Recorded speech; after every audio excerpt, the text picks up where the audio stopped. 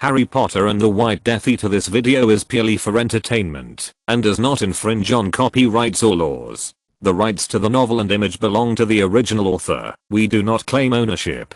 Don't like waiting and want to listen to this fanfic in full now? Subscribe to our Patreon, where you'll find the best fanfics. Chapter 51. Chapter 51. A date between friends. Knock, knock. The sound of the door woke William from his sleep before his usual scheduled start time for classes. Learning with the dueling club members had mentally exhausted him. Knock, knock. I'm coming. I'm coming. No need to knock on the door. So many times William complained, loudly rubbing his right hand on his face to finish opening his eyes. Then when he opened the door, the figure of a person he hadn't seen for days appeared. Manula. Who else could it be? They both stared at each other for a few seconds, waiting for the other to say something, but nothing came out of their mouths. What are you doing here? William was the first to break the silence and opened his mouth. Manula was still smiling. She looked around, but there were no students standing. We are going to gather materials at the magical creature farm at 6 in the morning. This is the ideal time to go get the materials. You should be thankful a beauty like me came to invite you. Think of this as a wizard date. No thanks. I want to continue on a date with my bed. I don't have classes today. William closed his door and walked back to his bed when one knock, knock, knock, knock, knock, knock, knock, knock. Ag. William hit his head against a wall, then simply sighed. I'm horrible with human relationships. The door to his room opened once more, revealing Manula again. I'm going to shower before I leave, then we can go pick up materials. She nodded her head and watched again as William closed the door. She waited patiently until the moment when the white-haired man came back out of his room with his uniform on his body. Let's go, he said, stepping forward. Then Manula just pulled him by the arm and they both ran through the school. Together they looked like a pair of siblings. When they got to the magical creature farm, all was quiet. Let's get started, she said, stepping forward. William helplessly began to gather all the possible materials for his formulas. There was not much talk between the two. William hesitated a bit about asking the reason for her disappearance, but in the end he gave up the idea. Everyone had their own secrets, and if she decided not to tell, then he was not the right person to get honest answers. Once they had gathered all they could, they were both exhausted and stared at each other for a couple of seconds when Manula's stomach gave the signal to forage for food. I think the next stop on our date is the dining room, laughed William, eliciting a smirk from Manula. Both of their steps were quick. To Manula all the surroundings were just as she remembered them. Nothing had changed, except that now many students were greeting William along the way. You've become quite popular. Well, what did you do during my absence? Nothing out of the ordinary. I followed the classes to the letter and maybe started practicing with the members of the dueling club. The dueling club? With Anna and her friends? Yes, they're all teaching me a bit of their skills. They're really good people. Manula stared at William for a couple of seconds. Her expression was serious, causing the white-haired man's discomfort. William, she called. Yes? Do you remember what it was I told you the first time you walked into the dining room? William stroked her chin softly. Something about staying away from the dueling club. Exactly, she exclaimed contentedly. The members of the dueling club are always getting into trouble. Each and every one of them are considered the most troublesome students in Castello Brugso. Anna as their captain is one of the most troublesome of them all, and I would really like you to stay away from them. But I didn't approach them. It was Anna who approached me to challenge me to a duel. Exactly, it was me who approached him first. You don't have to growl at William. William felt an arm behind the back of his neck and placed over his shoulders. As he turned his head, he could see Anna smiling as she looked at Manula.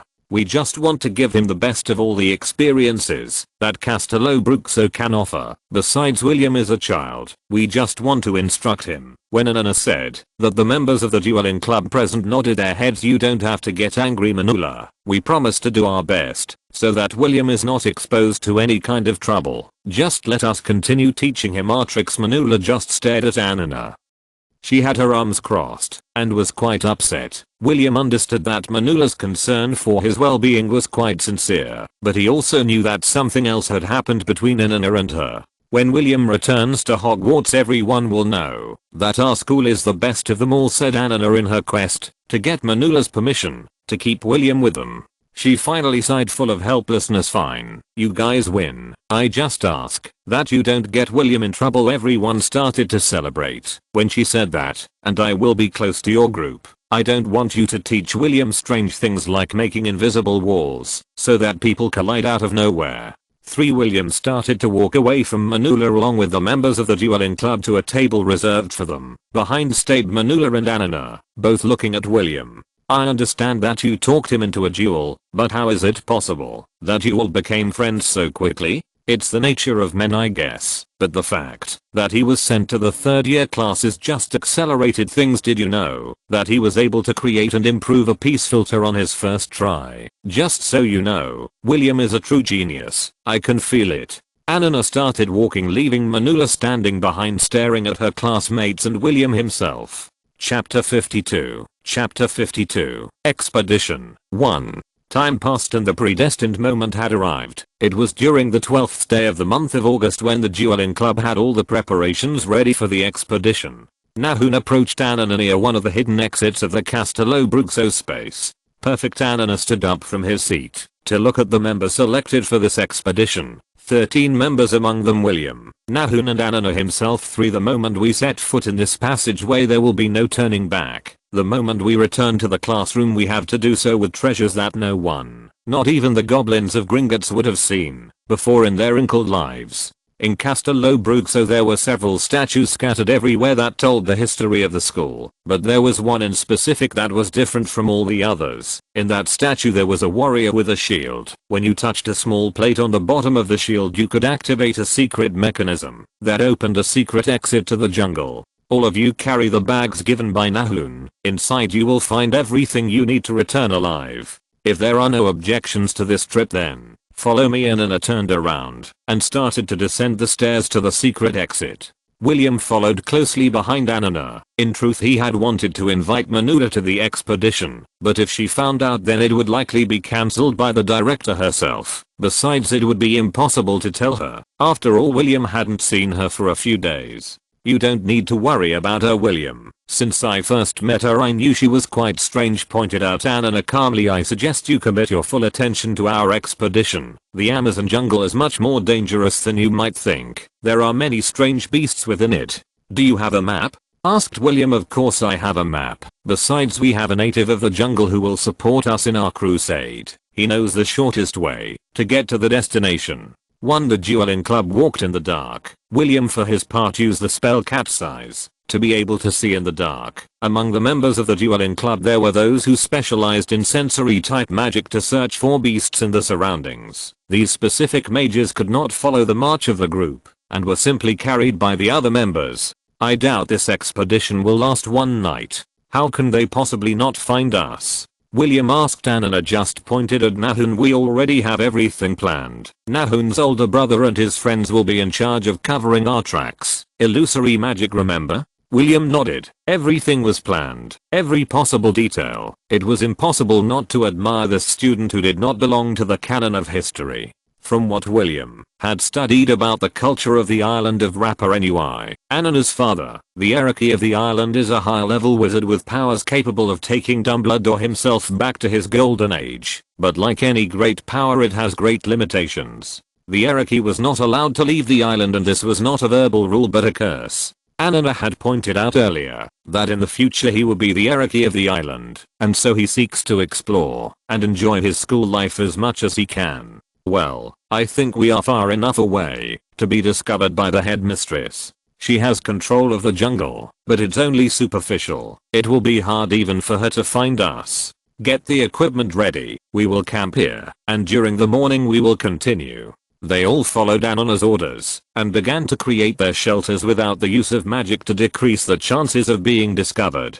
William set up a small tent with his own hands. Before starting to rest he used his mind's eye to check his surroundings. Using the mind's eye was already an everyday thing. After all, he lived with this strange power all the time after his reincarnation, and during his first year at Hogwarts it became what can be called indispensable. Excrement? He asked himself when he noticed that his shoe was covered with that brown pasted thresh. Oh no. There was no doubt in William's mind. He had to warn Anana of the discovery before it was too late. Any of the beasts in the jungle were a risk to student mages like them. What kind of beast do you think it is? Asked Anna, looking at the white-haired man. All the important members of the dueling club were gathered at the spot where William had found the excrement, plus there were traces of hair and the like. Before selecting Castello Bruxo as my first destination in this little exchange trip, I studied all the possible magical fauna. I didn't want to miss any detail, and thanks to that research I can be sure that this excrement belongs to a broad-horned gorilla. These guys are territorial. Right now we must be at one of the ends of their territory. I recommend getting away as soon as possible to avoid any unnecessary confrontation. Anna looked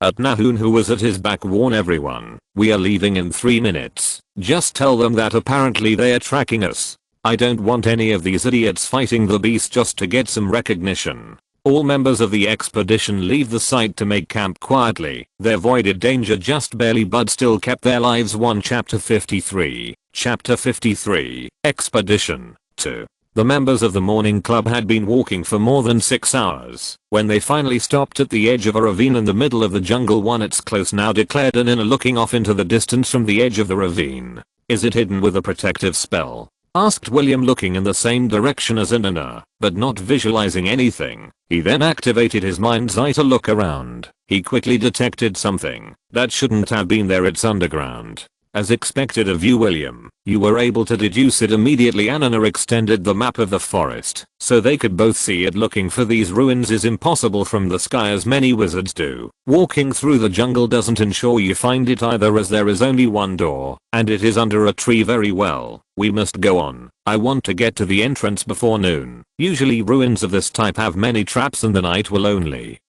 bring us more problems in the jungle. Nahun understood the signal of his captain and made the warning immediately for everyone to follow the march. They only had to avoid some magical beasts and move through alternative paths until they reached the entrance of the ruins without any damage. The entrance to the ruin had nothing special. Anyone looking at it would think it was a bear cave or something similar. But the secret to the entrance of this ruin was in one of the walls of the cave. It had a mechanism similar to the 9 3/4 station. You only needed to pass through the cave to get to the real entrance of the ruin. Wow. Passing through the wall, they all stared at what was in front of them. Just like in Castello Bruxo, in front of them there was a pyramid with the same characteristics. Even the height was comparable to the main pyramid. Its color was more opaque, but it was also made of pure gold. The entrance was adorned with strange figures made of gold. Be careful, they may be gargoyles or some kind of puppet of antiquity. Just step in the same places as me. They all began to move very carefully, following Anna, who was straining to know the location of possible traps. You don't need to do that, said William, drawing everyone's attention, especially Anna's. Why? There are no traps in this sector. I can see some plates on the ground that will break from the weight of their bodies, but nothing else. William said calmly as he walked to the front with his arms behind his head. I have an ability that allows me to detect traps. An ability, muttered Anna, then looked at William. You could have said it before. You made me look like an idiot. From now on, be in charge of trap detection, right? In his mind, William reinforced his assessment of Anna. The whole group continued to walk through the entrance without a problem. In truth, there was nothing to fear until they were at the actual entrance to the pyramid, a large golden door. Do not take a single step inside. This time it is protected by a strong invisible curse. From the formation I can guess that it is a fast-acting poison, warned William. How is it possible that the curse is still working? This pyramid is at least 1,000 years old. One of the members of the dueling club mentioned doubtfully about William's judgment. Usually these spells are self-sufficient. In Rapper and UI there are many of these self-defensive spells. They just get energy from the environment and keep working continuously, explained Anna patiently to reassure her fellow club members. What are we going to do to get in? Nahun looked at the entrance. It doesn't look like an easy protective curse to break. I guess we will have to look for another way to get in. We will split into pairs to look for another entrance. Remember not to enter directly. First we must make sure there are no similar traps. We don't want deaths in vain, and Anna ordered everyone. Then she looked at Nahun and William. You two try to break the curse. Anna withdrew, leaving the duo behind in front of the main door. Nahun continued with his own investigation, getting as close to the curse as possible. On the other hand, William activated the mind's eye to investigate the curse. William's field of vision extended all around. Not knowing anything about the curse, it would be impossible to create a countermeasure. This was one of the flaws that William himself had noticed about himself. He still had nothing to break the special curses. Of course he was still in first year and had time, but he should also keep in mind that his trips to other schools would have certain challenges if he wanted to explore more than a normal student. William began to walk away from Nahum to have the opportunity for his mind's eye to explore other areas of the pyramid. Each of the areas of the pyramid was several hundred meters long and the mind's eye was unable to analyze it completely, much less analyze the top of the pyramid, but his field of vision was sufficient for the task, because when he was in one of the corners of the edge of the pyramid, the mind's eye was able to find what looked like a solution. When they got to the end of the mind's eye field of vision, about 10 meters away there was a hole which did not hold between the protective curse field. It was not a big hole, but it was enough for them to enter one by one into the pyramid. Chapter 54. Chapter 54. Expedition 3. Is that the entrance you could find? Asked Nahum, looking at the space that William pointed to. Both had climbed up to see the hole. The protective curse is not present here, of that there is no doubt. Now it only remains to warn the rest, so we can follow the path. Soon they were all gathered once again and began to go through the hole, helping each other. Once inside, everyone could see the strange corridor they were in. Everything was full of dust, debris and spider webs. Alright, now we are inside. We passed the first test of this expedition and we can move on to the treasures that no one else has found in the past. Everything inside the pyramid was dark, but for the wizards of Castelobrook, so this was not a problem. The cat's size enchantment solved this inconvenience. They went through the entire corridor of the second floor without finding any kind of life, so there were not many dangers. William used his mind's eye to know the locations of the traps, but on the second floor there were hardly any traps. Not only were they not wizard traps, but they were meant to murder muggles if they managed to get in. As expected from ancient civilizations, they did not contemplate wizards almost at all. After all, in Latin America a wizard was a symbol of power and nobility. Anna explained as she triggered a trap where a large rock fell from the ceiling. No danger for experienced wizards. Even for students like us this is nothing. This time we will split into groups of 3 to explore the second floor. Keep a distance of 20 meters from each other. We don't want there to be any losses, and if you encounter problems then send a signal. You can explore. When the instructions were handed out, everyone began to separate into groups and began to search the surrounding area for anything of value to call this expedition successful. As William walked, he kept his mind's eye always active to know what was in the surroundings. On the second floor there was nothing special until the moment he entered a room like any other. He had deactivated the mind's eye to see things with his own eyes again. Then as he looked at a wall beside him, he could see in detail something he had seen only in his past life while surfing the internet. The Dresden Codex, he muttered under his breath, touching the figures on the wall. But it's impossible. The Codex should be on display in the Saxon State Library of the state of Dresden. Even if it wasn't that way, then at least it should have been sent to Vienna. Why is it here too? William looked at the drawings closely. In his memories it should be much more deteriorated, but the images were in impeccable condition. Clothes of the deities, the sacrifice of Junajor, the invocation of the deities and the preparation of the prophecies. All these things were supposed to be fake, but the magic in my ancient world was also fake. William shook his head to push those strange thoughts away. He didn't need to think about complicated things right now. Let's keep reading. I don't think I can carry the whole wall with me. Venus chart, solar eclipse chart. It's just as I remember it, even more detailed than before as it has no imperfections. I really wish I could take it to Cap. What is this? William had walked almost all the way down the hallway reading what was on the wall. This wasn't on the internet.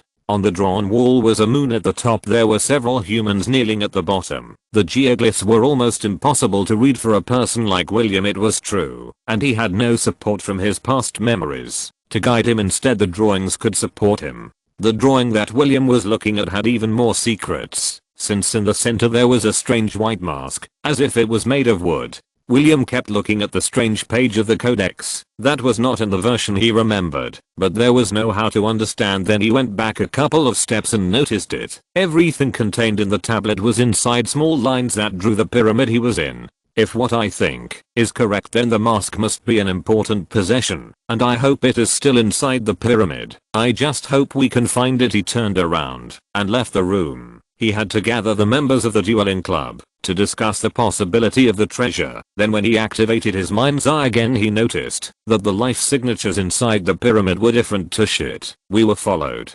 Anana's life signature and rushed over to warn. All the club members were immediately assembled. Apparently we were followed during our trip. Someone could have betrayed us or betrayed us. The truth is that we do not know the identity of our pursuers and their intentions. It is best to return to Castello Bruxo. We cannot take risks, even if we really want the treasures won. Even so, we will not be able to return. William pointed out from among all the members they have the entrance guarded from the intruders. That's news.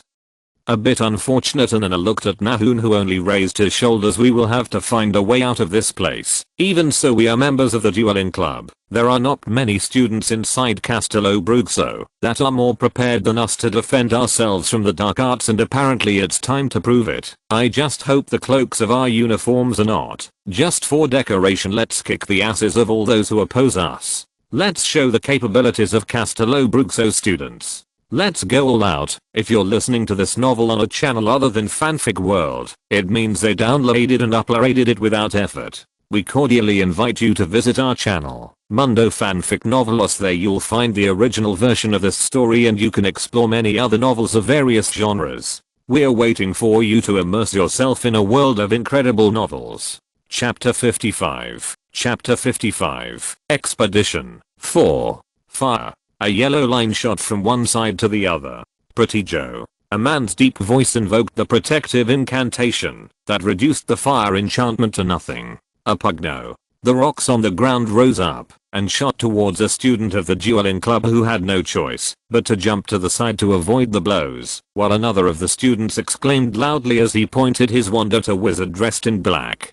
Desmaeus. The red light rose up, impacting one of the enemy wizards, who were bewildered and out of place. Then to everyone's surprise, Elena stood up without the wand in her hand and gave a loud clap. Furiperi. A loud sound wave echoed, lifting the wind from the ground in a swirling fashion and sending everyone backwards. I want to learn that, William said as he saw the wandless spell attack all the opponents. Sure will. Once we get out of here, I'll teach it to you. You'll surprise everyone at Hogwarts. They both laughed. This is not the time to make plans. If we don't all get out of here alive, then the headmistress will murder us. I have no doubt of that. Moments before, all involved were creating plans to avoid direct confrontation with the enemies, but it only took one move for both sides to meet. They tried to reach a dialogue, but the greed of human beings is not only present in muggles as many believe. There was no certainty about the existence of a treasure, but an undiscovered ruin in itself meant a treasure. Dueling club retreat, exclaimed Nahun, making everyone start to leave the place at the same time they were returning spells. Once they retreated and closed the doors to the room, they were able to rest there once for a moment. During the next confrontation, we will use the Spartan formation. Everyone will use Pretty Joe to create small shields capable of blocking powerful spells, and we will keep the advantage. Then we will crush them using Anana's Cyclone and William's Flipendos. William, can you see on the other side of the door? They are waiting for us to return to fight, and others seem to have retreated in search of the treasure. Perfect. We will continue down the pyramid. We are already fighting these treasure hunters. Best to get out of this place with profit. With Anana's orders, they all moved as one group, covering the rear in case of attacks. Anana's reasoning was in fact impeccable. Just by noticing William's actions, he knew the nature of his ability, and while that surprised William, it didn't bother him. Instead, it transformed into a feeling of tranquility. Now he could use his mind's eye without excuses. They ran down the corridor, avoiding any obstacle that William indicated. By the time they reached the lowest floor in the pyramid's basement, they found a room full of strange items. Are these Muggle weapons? Asked one of the members, taking in his hands a spear with strange markings. There is plenty of gold. With this we will have no problem paying our tuition. The members of the dueling club were happy and began to fill their pockets with gold coins. This is why the goblins at Gringotts make such a big deal out of ancient ruins. Damn greedy goblins. William out of nowhere held out his arm to stop the club members from stepping forward. What's going on, Will? Everyone stopped their movements and stared at the white-haired man, who was acting strangely, but since he was their censor on the expedition, then any action from him was important. William extended his arm to the front and pointed a snake. A snake? Asked Anana. Is it big? No, it's not one snake, it's many. William clenched his hands tightly. It's a hydra of the forest. When William said that, the whole room went into a deep silence. Even the breaths of the other members of the club could be heard easily. The forest hydra is a little known beast that does not appear in the Book of Fantastic Animals written by Newt Scamander, since he himself in an interview acknowledged never having met one of these magical beasts. But even though this beast is unknown to students from other schools in Castelobrook, so is a beast that is talked about enough to terrify the young wizards just entering. Supposedly this beast was extinct, but William says there is one in the pyramid. What did you say? Asked Nahum. There is a forest hydra about 10 meters away. William, describe the hydra. We have to be sure what it is that we are dealing with. William nodded and opened his mouth again. 3 elongated heads with 2 pairs of fangs on each side, long necks with spines and scales, 4 legs to move with speed. It has 2 membranes, one on each side connecting the hind legs to the tail, and of course, a tail at least 3 times the length of the body with a large stinger that drips venom. Yes, it's definitely a hydra. Nahum nodded, resigned. We can't fight a beast of such caliber. If the magical ministry classified it, then it would be at the top. It would be a XXXXX. Deadly, impossible to tame or train. We have to get out of here without attracting their attention. Or get their attention. To take out our enemies, William said loudly, drawing attention again. We just have to flee to where our enemies are. They will either take care of the hydra or the other way around. Either way we will be the ones to make it out alive. The risks are immense, hesitated Anna, looking around at her companions. The rest of the options are just as dangerous as this one. Chapter 56. Chapter 56. Expedition 5. William and I will take care of the hydra, while the rest must find a place to take shelter. Taking this magical beast to our enemies must be done with great care and control. At this moment only we have the ability to do this job. Anna stood up with his wand in hand. This was the first time William had seen Anna draw this wand since the beginning of a confrontation, since this young man was dedicated to training to perfect the art of magic with a wand.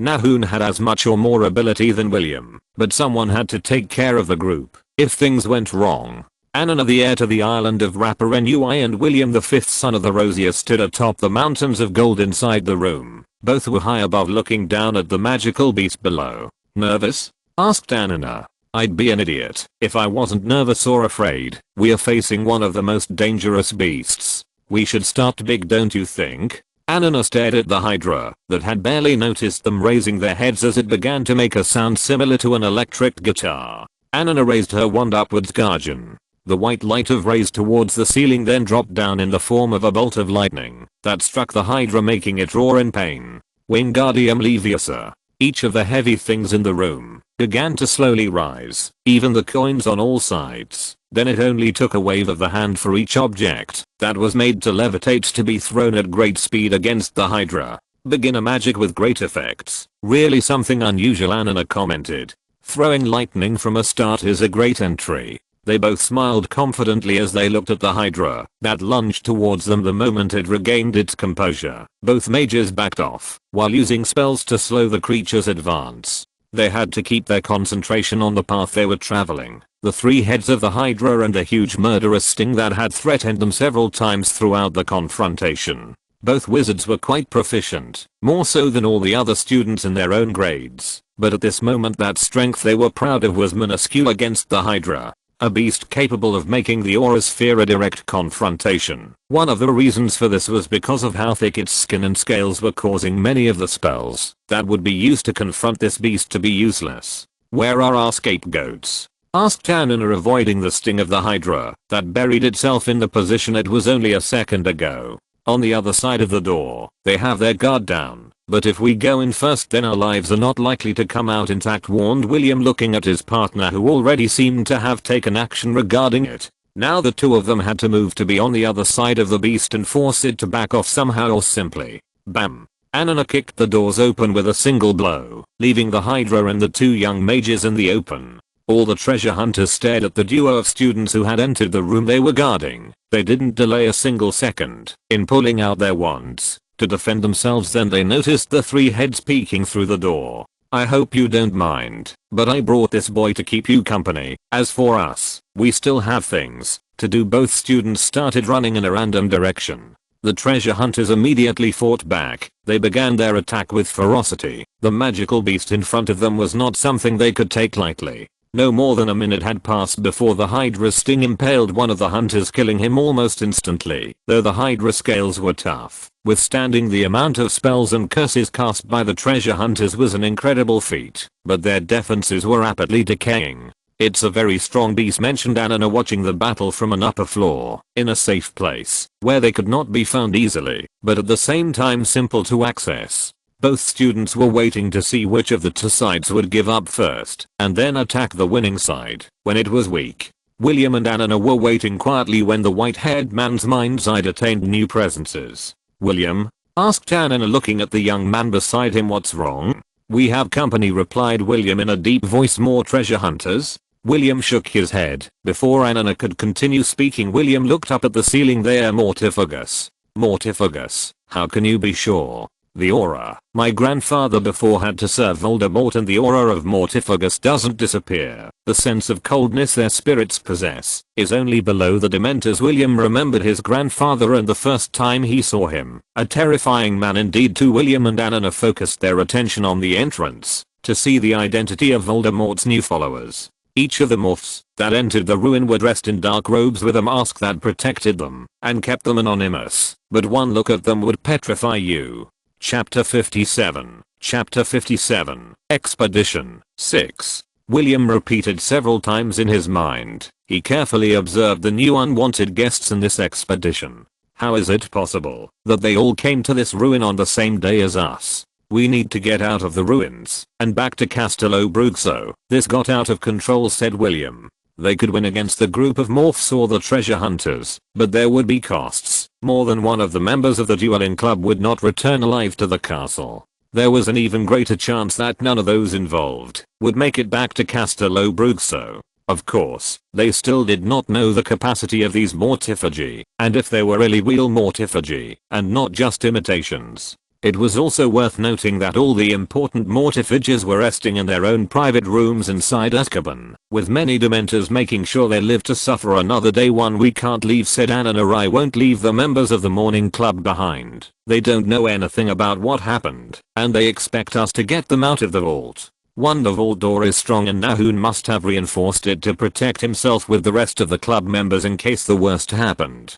We can't leave them behind, but just getting them out is a suicidal plan. First we have to secure an escape route, or in the extreme case, we'll have to end everyone's lives inside the ruin." Anna listened to everything William said. She agreed with everything he said, but the moment she turned her face to look at the boy, she could confirm her first assumption. William really was someone to be feared. The expression on William's face was frightening, cold and hard. Anyone who saw him out of the blue would be in for a big surprise. "We have to find a strategic point to attack. The Hydra will be overpowered in no time, and from that point on we will be at a disadvantage." William ran down the second floor corridor, followed quickly by Anna. While both of them were running through the second floor, William could see through a window to the supposed morphs located on the second floor. All of them were wearing the same dark clothes and masks with white figures on their faces. It would be difficult to know their identities, but it was obvious that these supposed morphs were only treasure hunters who were profiting with Voldemort's name to scare the competition. Both were still students. William was still a first-year student, which made this even worse. Although he is smart and perhaps better than all his peers, it was not enough to overcome an adult wizard, much less an adult dark wizard. As they both looked around and thought of a plan of action, down on the second floor a new battle had begun.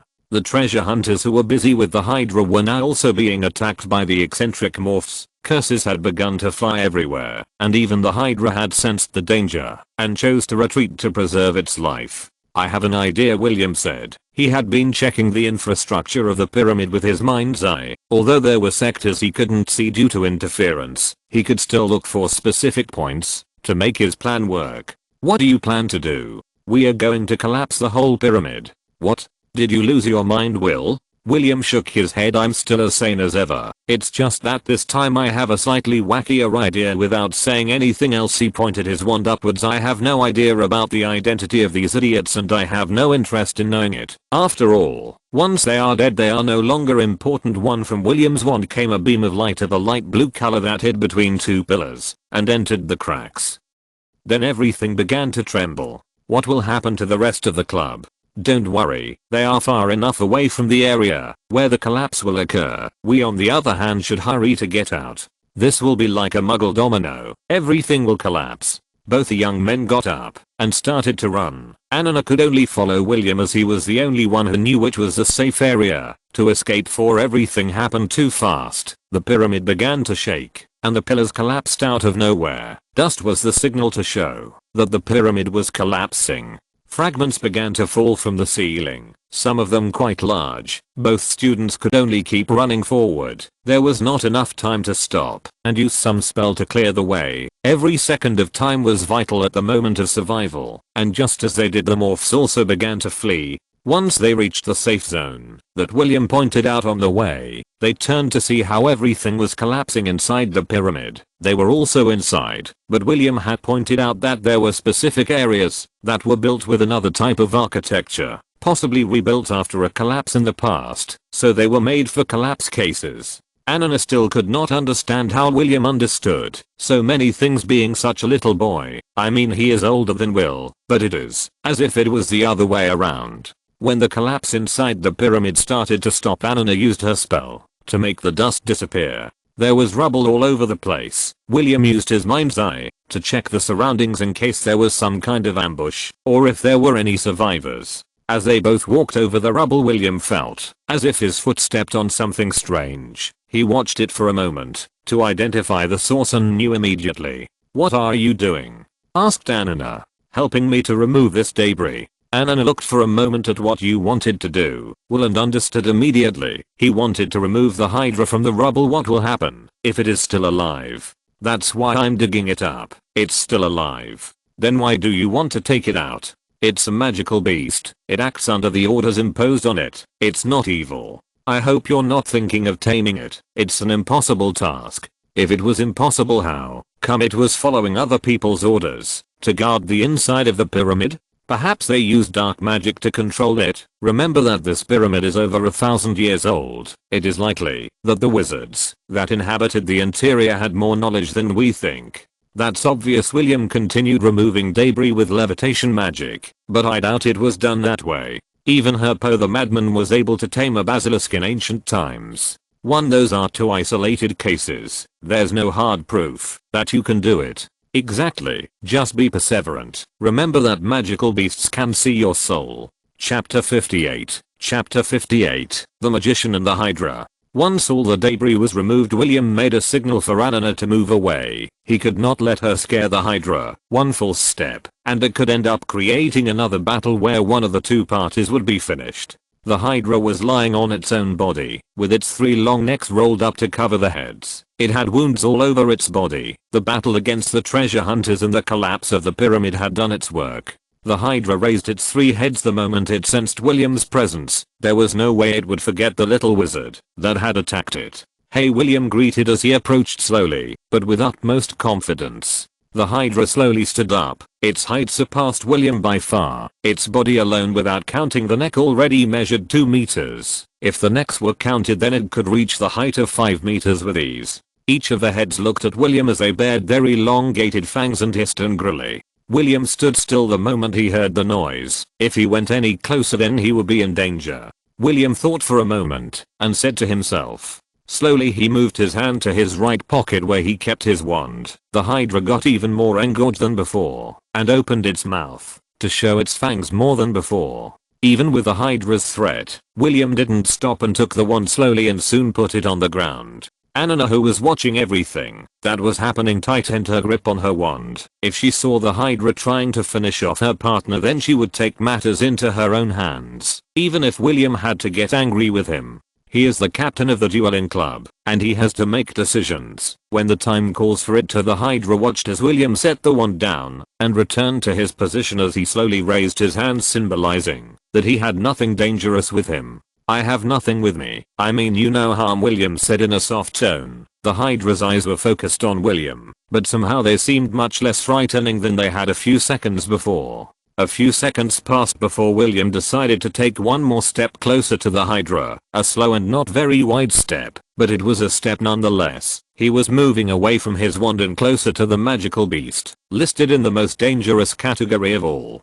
Anna in the distance, clutched the wand in his hand tightly, almost strangling it. The fear of seeing his friend hurt in front of his eyes had him nervous. He wanted to do something, but at the same time he wanted to trust William's judgment. One with every step William was taking, he was closer to the dangerous forest Hydra, further away from his wand, closer to a quick death, further away from safety. But somehow he felt he had to do this to grow as a person. Always staying safe would not help him grow in this world of magic. He extended his right arm slowly with the palm of his hand open, always facing forward. He kept his left arm raised so as not to raise suspicion on the magical beast. The Hydra hid its fangs. It had already noticed inside that William had no intention of harming it at this moment. It had wounds all over its body. It would be easy for the mage duo to end its life.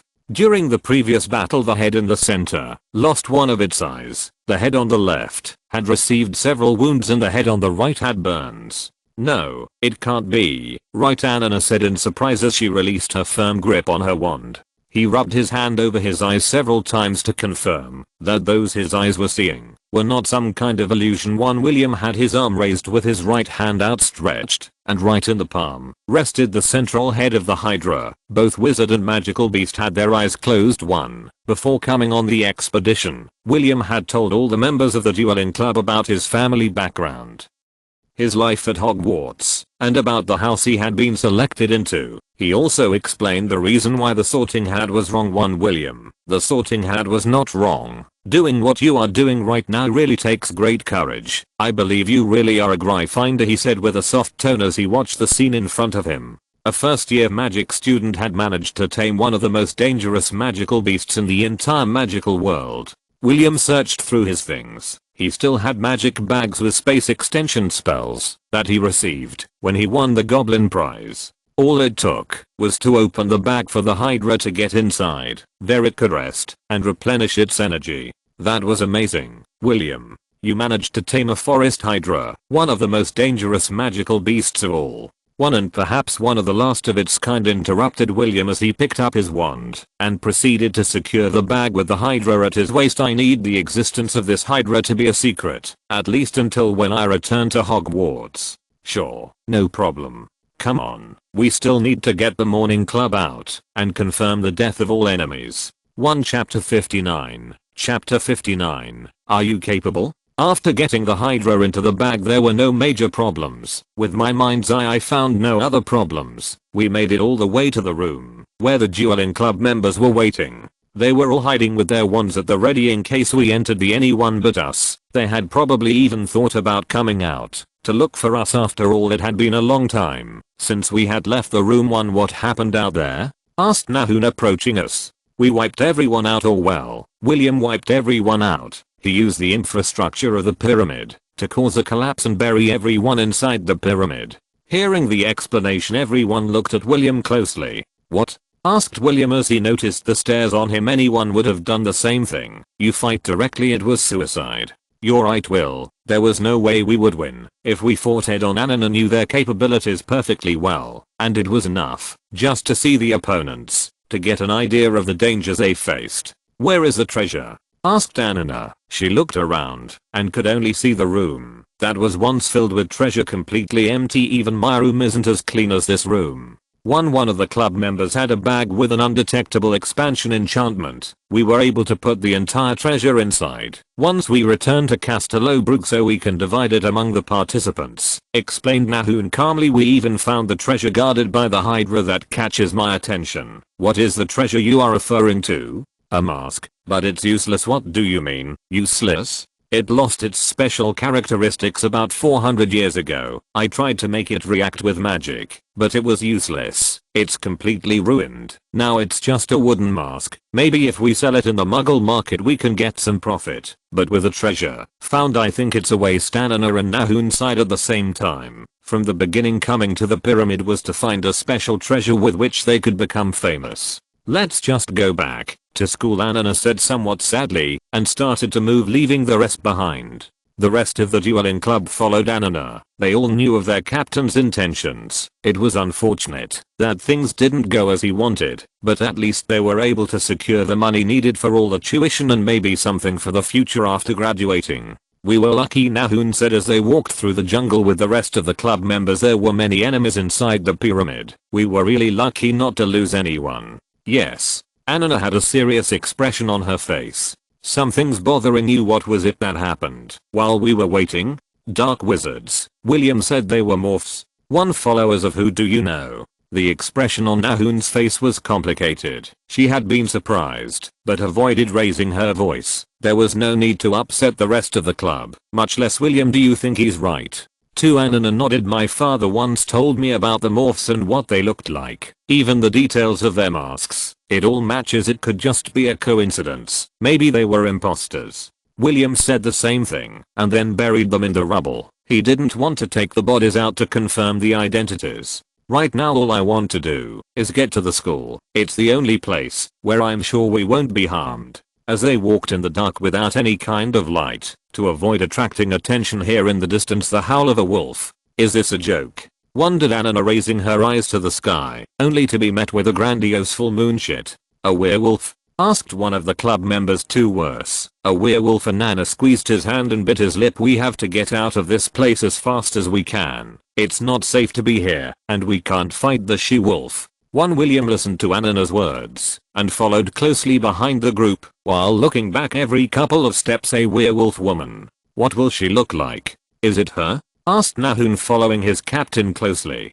What if it's her? Anna looked at Nahun. Of course it's her. I could never forget the tone of her howl, and believe me, if we don't get out of this place in the next few minutes then we will be in big trouble. She is different from other lycanthropes. I think she could even be compared to Fenrir Greyback. In wildness or in strength?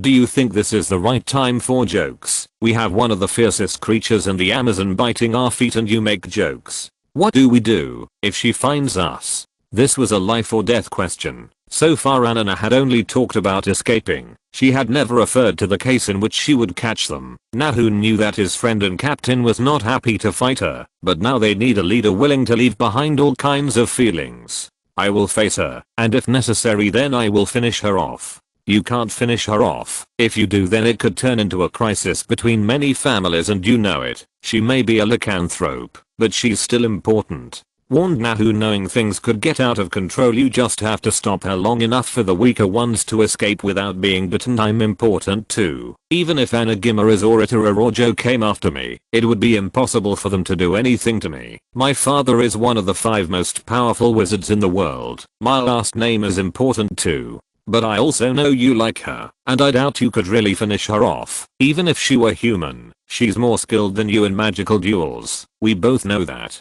Anna rubbed her hands over her face. She looked to the side. You really are annoying, Nahun. Let's just hurry back, so we don't have to find out each other's ability. Chapter 60. Chapter 60. Fighting in the jungle. The members of the dueling club were moving fast through the jungle, trying to get away from the beast that was following them. Obviously they all knew it was a lycanthrope. They just had to get to the pyramids to be in a safe zone. We're almost there, said one of the rookie students in the dueling club. Everyone was full of happiness, and then another howl was heard coming from the direction they were headed. Is this a joke? Asked a girl from the dueling club. They were just messing with us, and we fell for it. Gather round everyone, exclaimed Nahun, and they all gathered in the same area, backs against backs, looking all around with their wands ready for the coming combat. William, can you see them? Asked Anna, looking at the boy near him. Yes. William pointed his hand. The one that was following us decided to come a little slower for some reason I failed to understand, but the last one that showed up will be here in 30 seconds. We must be careful. He is extremely fierce and seems to enjoy the situation. Enjoys it? William nodded. There is a possibility he is a high-ranking lycanthrope. As they thought about what to do next, the movement of the leaves became clear to all present. "It's here," said William, and then from out of the large leaves of the jungle plants appeared a slender figure full of hair all over its body with an elongated snout full of fangs. "Greyback," muttered Nahum. He pointed his wand which had a blow light at the tip. "I'll kill you this instant, you bastard. It's time to end your life." "What's wrong with him?" asked William, looking at the angry Nahum, who was usually a calm wizard and even the most responsible of the group. During the short period of time he had known him, he had never seen him make that expression. "Can you see the necklace around Nahum's neck?" asked Anna, and waited for William to nod to continue his explanation. "It's a magical object enchanted by his family to locate a certain person, Fenrir Greyback." William knew about the hobbies of this particular lycanthrope: bite children or young people, to transform them into werewolves, and thus create a feeling of hatred towards the Society of Wizards. Remus Lupin, who was a friend of James Potter, was a victim of Greyback. She bit her younger sister 2 years ago. During the vacations there was a pause. There were things that simply weren't easy to mention. "She's dead. She committed suicide. She couldn't take the pressure of living her life as a werewolf." Nahum swore to avenge her, and her family had created a necklace that reacted if the guy who attacked her sister was around. Nahum didn't wait any longer and let out the curse that was waiting on the tip of his wand. At the moment the curse was cast, William thought he heard a woman's song at the same time that all the plants in the jungle withered. A curse created by a hags of her clan. Greyback felt the danger in his body. He had to roll on the ground to avoid the curse, but that wasn't the only thing Nahum had in his arsenal. "Expulse!" he exclaimed, and again a blue light flew towards Greyback, creating huge explosions in the process. Confringo. Several curses flew towards the trees and rocks that were in the vicinity of Greyback's position. Then all these objects exploded out of nowhere. Greyback's body was thrown away by the explosions, but Nahum wasn't finished. Then from his wand came out a beam of light that tied the lycanthrope's arm and tied it to a tree. He repeated the process 3 more times to tie the rest of the limbs, and 1 for the neck. It was then that Nahum took a step forward. He tightened his wand with an incredible strength. "I thought you would be much tougher. I looked for a lot of information about your abilities and I prepared myself to kill you. I thought it would happen in a little more time, but I'm grateful that you came here voluntarily. I can end this pain in my chest sooner than I thought." Nahum raised his wand. The tip had turned red. "May Elmapu have mercy on your pitiful soul." Wekuf. Elmapu. Creator spirit of the Mapu in the Mapush culture. Wekuf. Evil spirits in Mapush culture. Mapu. Earth. Before Nahum could deliver the final blow to finish Greyback, this one started laughing like a madman, surprising everyone who watched attentively the battle without interrupting the revenge. "What's so funny? When you attacked me, I could sense your hatred and I searched my memories for those I had harmed near these lands. Then now I managed to remember you. You are the boy who cried with the little girl in his arms. I remember how you tried to protect her, and I also remember when you pissed in your pants." Greyback forced his muscles, breaking the bonds imposed on his body. "I remember you perfectly. How is your sister?" The expression on Nahum's face was more frightening than before. He tried to say something, but it was simply impossible in the state he was in.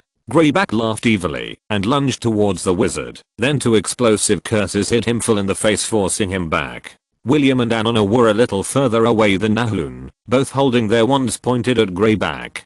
"Beast, that's our friend and I think it goes without saying what will happen if you touch him." Greyback glanced to the front, then saw several wands pointed at him, all with the same curse on the tip. "You can regenerate," William mentioned, looking at him as he smiled arrogantly, "but can you take that much damage to your body at the same time?" Chapter 61. Chapter 61. The Power of the Dueling Club. Ha ha ha ha. Greyback let out several guffaws. "You think some kids who barely even know how to ride a broom can defeat me?" Fenrir Greyback, the terror of many auras. Just like we practiced before. All together at the same time, Anna had her wand extended just like all the members of the Dueling Club. Flipendo. From the wands came the hexes with great speed, all cast at the same time towards the same target. Sensing the danger approaching, Greyback took a step back and then began to run. He spun in the air, stepped between the spells, barely avoiding them, but then thrust himself forward in a manner as wild as his appearance. "Greyback is coming very fast. I need defenses first." Group 5 juniors stepped forward and cast the incantation Protego. An invisible barrier came into existence to stop Greyback's advance. The other group continued to cast hexes to push Greyback back, though so far to no avail. Do you think a barrier will be able to stop me, you idiots? Greyback moved with speed and then used his fist to punch the barrier and smash it to pieces immediately. Hello. Flipendo Maxima. From William's wand it extended to the front, leaving a trail of white colored light that impacted directly into Greyback's face, sending him far backwards straight from the Hogwarts library. Tie him up. From each of their wands came a whip that lashed Greyback from different points on his body. That didn't work before. Do you think it will work? Greyback sneered. This time it's not just one of us. This time it's the whole dueling club, Anna mentioned with full confidence. But you're forgetting one thing. I'm not alone, remember? Anna felt the sweat on his back cool down, and then he remembered what they were running away from in the beginning. He looked to the other side and there he was, the figure he didn't want to see. Manula. He murmured a little sadly. William pointed his wand at the wolf woman. Did you say Manula?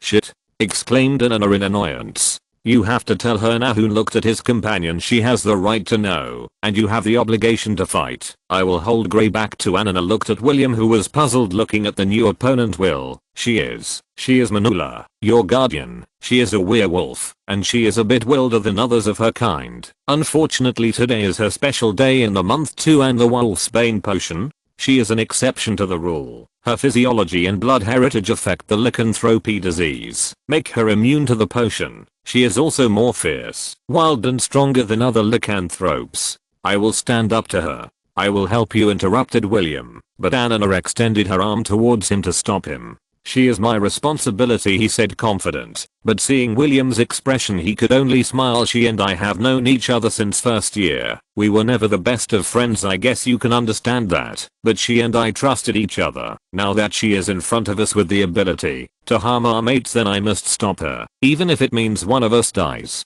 There was a moment of silence between them both. William, the first think I must say this before the battle. He stared for a moment at his wand. Magic and wands are dangerous objects that can be used to harm people or the world, but we are not that kind of wizards. I use my wand to save the people I love and care about. So what do you use your magic for, Will? My magic, muttered William without issuing an answer. Then, when he looked at Anna again, she was gone. Hurippery. Then the wind picked up like a tornado and headed straight for Manula, who held it with her bare hands, demonstrating her superior power. Anna ran to the side, levitated the stones from the ground, and threw them consecutively, while forcing a lightning bolt to fall on Manula, but even that was able to withstand the wolf woman. Come on, stay still. That will be faster if you just fall asleep like normal, complained Anna, moving a bit away from her to avoid being hurt or bitten in the worst case scenario. She raised her wand again. This time she created several restraints, but all were shattered without any difficulty. Well, I have no more ideas. These are the best non-lethal spells in my repertoire. When William reached the other battlefield, things had gotten out of control. Nahun was trying to restrain Greyback along with 2 girls from the dueling club. The rest of the members were on the ground unconscious. If you're listening to this novel on a channel other than Fanfic World, it means they downloaded and uploaded it without effort. We cordially invite you to visit our channel, Mundo Fanfic Novelos. There you'll find the original version of this story, and you can explore many other novels of various genres. We're waiting for you to immerse yourself in a world of incredible novels. Chapter 62. Chapter 62. Rosier vs Greyback. You guys really are entertaining. You are different from other wizards your age, that is evident. You do not possess the rivalry that Hogwarts has, and act as one individual. You guys are the prey I like the most. Just imagine when you all get bitten. You can work as a pack. Greyback laughed as he looked at the members of the dueling club, then pointed at William. Your face looks familiar. Did I bite any of your family members? No, you never had that much strength to do so. After all, you could only bite those your master indicated. William scoffed, gaining some of Greyback's anger. My master? He stared at William for a moment, then smiled. I see. I understand. I remember why your face looked familiar. Maybe your hair is different, but you have your father's ugly face. You can talk to him when I'm done with you. Rosier. Since you put it that way, then I guess you have a way to free yourself. But I'm not the dueling club, as you put it. I'm a Rosier, and you must know what that means by now.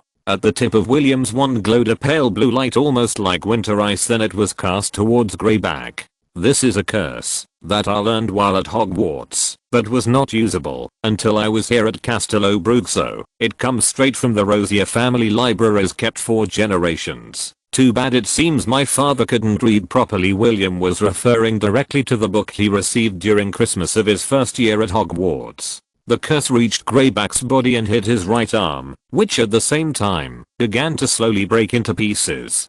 Greyback let out a roar full of pain and anger. All his hatred was directed towards William. His body was suffering unimaginable pain and all for a worthless little wizard in his eyes. Ah! The scream that Greyback let out could be heard miles away. All his muscles swelled. His right arm was crumbling with every passing second. Then using his left arm he pulled the whip that was holding him back to slam the young witch against a tree. Hold him. We need more time if we want to kill him. The curse is not yet fully consuming him. William held his wand out towards Greyback. He could not move or lose concentration. Nahun and Mariah used all their strength to hold Greyback as long as possible. It was the only chance they had to kill him, so Nahun could finally take revenge. But although they used all the strength their bodies gave them, it was insufficient. Greyback was still stronger than them, and soon he would be free once again. The curse had devastated 3/4 of the right arm and was now consuming the right ear as well. The pain for the lycanthrope was immense. It could be seen in his face. Then he used the movement from before to knock out the other girl. Only Nahun was left, but it was insufficient to keep a Greyback restrained. He gave a tug and pulled him. Then only a punch was enough to send him far away, spinning on the ground until he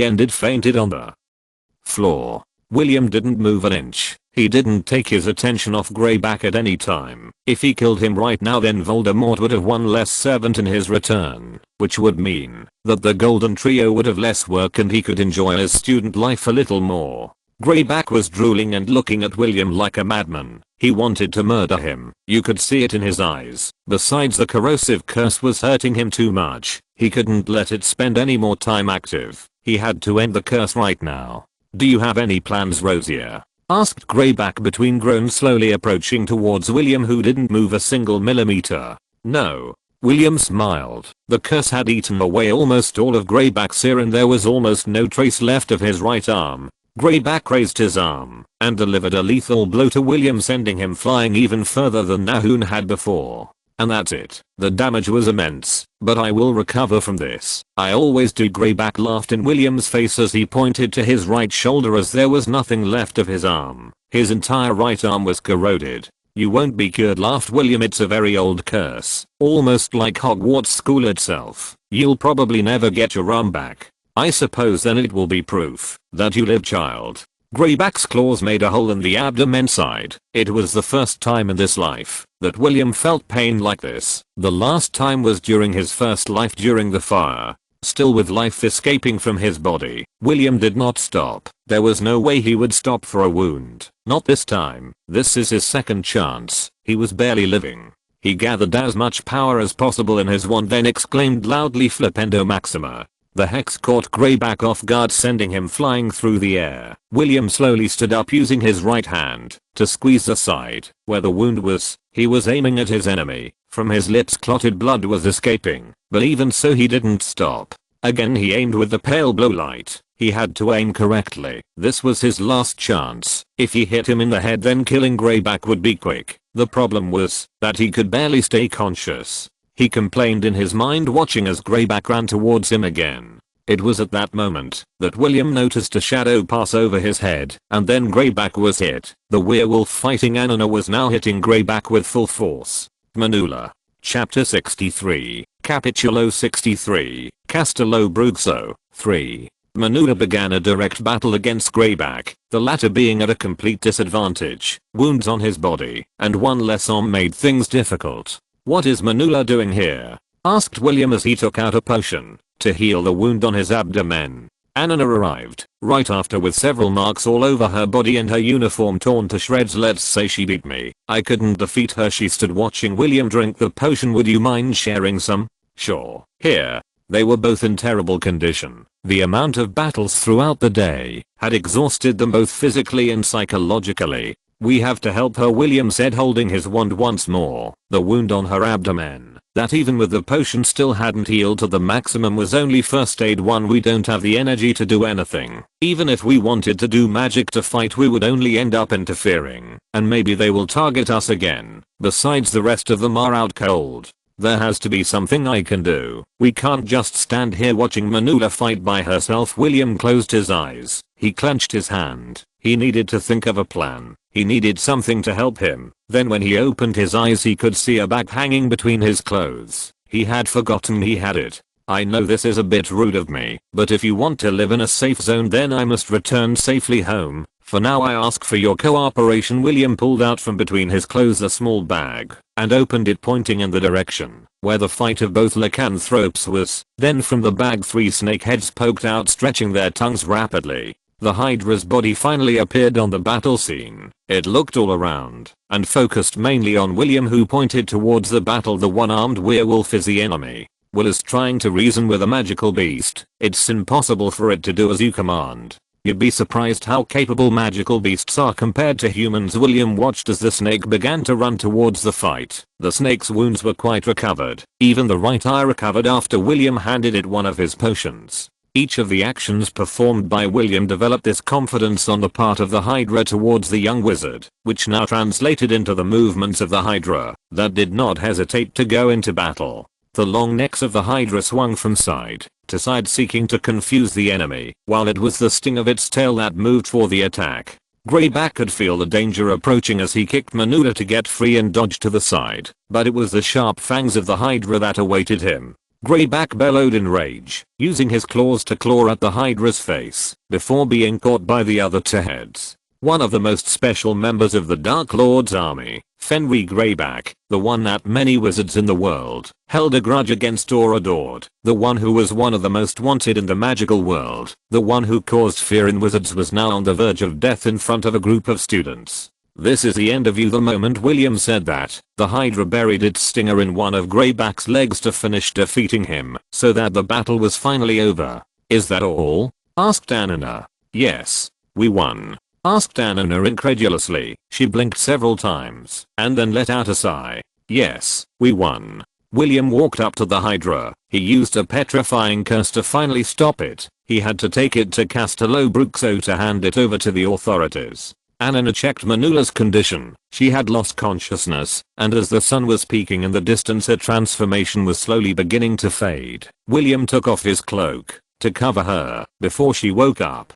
Nahun and the rest of the students began to wake up little by little, and when they noticed that Greyback was defeated, they all began to celebrate. There were no dead, some wounded, but nothing that could not be cured in the infirmary. The Hydra did not return to the bag. Instead, it carried the wounded William on its back, and Manula, who was in the arms of the first one. We are almost to the pyramids, mentioned Nahun, who was carrying an injured girl on his back. How do we explain all this? Leave it in my hands. The director will only know what we tell her. We will probably even get a medal for our actions. Just imagine Castello Bruxo Duel Club conquers the ruins of a pyramid, faces treasure hunters. Just thinking about the headline in tomorrow's paper makes me excited. My father will be proud. Anana turned to see all his companions who had remained silent while he spoke. What's going on? Nahun looked to the side and said nothing. The rest of the dueling club did the same. Even William preferred to look away. Oh, I get it. Anana sighed and turned around with her eyes closed, then knelt down and put her head on the ground. I beg your forgiveness, Principal Anna. Headmistress Anna Gimaras de Castello Bruxo. She was standing staring at all her students. There were other teachers beside her who were watching the Hydra riding William. 3. Professor Ileana, take Manula and the wounded to the infirmary. They need rest, ordered the principal, and immediately Professor Ileana did as requested. The wounded, who knew of the situation, moved away. They wanted to avoid any kind of trouble, leaving their captain behind. William signaled the Hydra to follow the rest of the students, but before he could move away, he was called by the headmistress. William. Yes? Stay. William pursed his lip and had an exchange of glances with Anna, who only raised her shoulders in apology. Then the headmistress turned her attention to the lump on the Hydra's back. Greyback had returned to his human form, so it was easy for the headmistress to guess the lycanthrope's identity. It's Fenrir Greyback, she exclaimed in surprise. All the teachers drew their wands and prepared for combat, but the headmistress held up her hand to stop them. "You defeated Fenrir Greyback," she said, looking at the two students in front of her who only looked at her attentively. "Professor Gary." "Yes, headmistress." "I called the minister and informed her about the defeat of Fenrir Greyback. She needs to know." Professor Gary disappeared immediately. Then the headmistress waved her wand and several chains appeared from the ground to completely bind Greyback's body, allowing the Hydra not to carry him. She looked at the pair of young men. They were irresponsible. Not only did they break the rules to leave the castle and cross the jungle in search of ruins that no one knew existed, but they also faced many dangers. They put the safety of all their companions at risk just because of their selfish greed. William Rosier, she exclaimed, causing William to startle. Albus Dumbledore said you were one of his most outstanding students, perhaps the smartest of your entire generation, but he also said you were a person who were constantly involved in the most alarming events of all. He really wasn't wrong. And thanks to all of you, the Amazon jungle was able to remain a place full of peace. If it wasn't for you, anything inside the ruins would be in the hands of dark wizards, and even Manula could have been killed by Greyback. You deserve a rest and maybe an award for your labors." William and Anna looked at each other, then they could finally laugh nonchalantly. Translated with www.deeple.com/translator. Free version. 2 Chapter 64. Chapter 64. Castello Brugso. 4. That morning Castello Brugso was very lively. There were many wizards and auras that day. No one could have imagined that such an event would happen. Everyone was waiting to see the protagonists of the event, but those who were involved, all, and without exception, were in the school infirmary. Professor Gary was the one who suffered the most, since he had the difficult task of restraining anyone who tried to enter the infirmary. After a couple of hours, William and Anna woke up almost at the same time. Some other members of the club also woke up. They were a little less injured than the others. "Ugh," complained William with his body full of pain. He lifted his body slightly. Then he realized that his abdomen was full of bandages. He looked everywhere. "Why am I the only one with bandages?" "The wounds caused by Fenrir Greyback are special," said the nurse, pointed to William's bandage. "From the way the wound was made, I guess he stabbed you with his claws. You should be dead now, but I guess you used a potion that helped, but the wound will never heal completely. I'm afraid the marks will never go away." "Perfect. Now you have a war mark." Anna pointed towards William. "I think we should get up and go outside. The commotion can be heard all the way out here." "Commotion? Everyone wants to know what happened before we captured Greyback." Anna tapped her foot on Nahun's body, who was on the stretcher next to hers. "I know you're awake. I need you to be with us as well. Can't you guys do it?" asked Nahun, looking at his companions. "You are capable of facing great dangers. You can also be heroes in front of wizards from all over the world. It's not that I feel less than you. It's just that I'm a slacker. Why aren't you able to be quiet?" They were all surprised to hear the female scream coming from the other side of the infirmary. The girl herself was upset, but contrary to what she expected, the trio of young men were happy to see her. She looked around. "Why are we in the infirmary?" She stopped her attention on William, who had the bandages on his body. "What happened to you? I think we owe you an explanation. But first, let's go out. Our audience is waiting." Anna got up from the bed and threw everyone a uniform. "Change your clothes. We have to be presentable. I don't want my father to see me without my uniform." After a few minutes, everyone was ready. All the members of the dueling club were awake. "Let's go." The door to the infirmary opened and everyone started to exit that room. Then they were greeted by a plethora of cameras with lights that dazzled anyone who was unsuspecting. The headmistress had taken care of most of the work. They only had to answer a few questions, give statements, and pose for a few photographs. The auras from South America were in charge of capturing any dark wizards that were in the ruins, as well as recovering the body of anyone involved. The morphs that were found were not special, just dark wizards without much relevance compared to Greyback.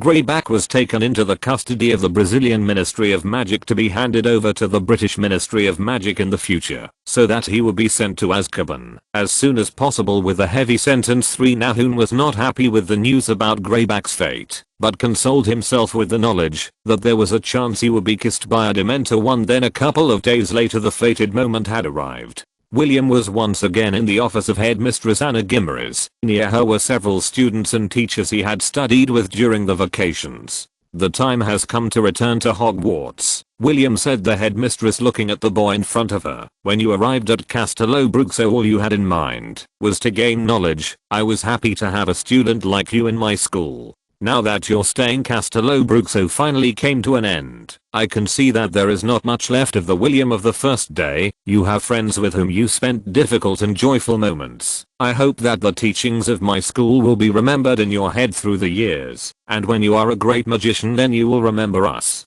Of course I will remember what I learned at Castello Bruxo. After all, I'm also a student of this school. William pointed with his hand to the emblem on his uniform. Of course, if you are willing to let me continue to call myself your student, it would be a great honor, she said with a smile. Then from one of her desk drawers she pulled out 3 things. This is a diploma certifying your learning in zoology and herbology at Castello Bruxo.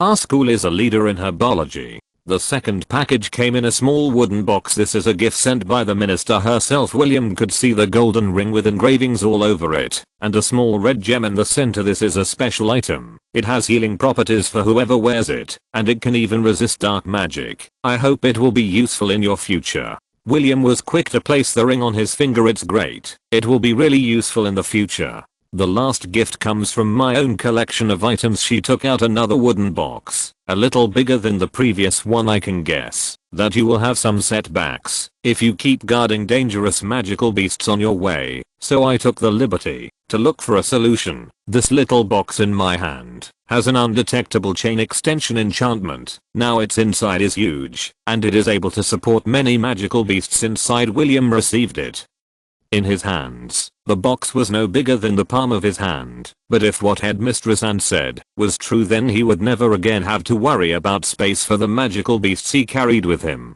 Each of the gifts he held in his hands was important, and they were prepared specifically for him. There was no way he could not feel reluctant to leave Castello Bruxo, but he had told Dumbledore that he would return to Hogwarts, and he was true to his words. Translated with www.deeple.com/translator. Free version. 1 Chapter 65. Chapter 65. Farewell gifts. We have something for you too, said Manula, approaching William. I'm really sorry for not fulfilling my role as guardian as I should. You weren't supposed to hurt yourself, but it's not your fault. I didn't heed your advice. Everything that happened was because of my own decisions. William stopped his guardian's apologies. He didn't need her to see him that way. The last thing he wants to see is the girl who had been watching over him apologizing like that. This is from us to you. Between Anana's arms was a lump that moved slightly. Anana reached over and began to remove the blanket covering the lump in his arms. Before you see it, I want to tell you that I wanted something with claws and fangs, but she decided that this is what you take with you.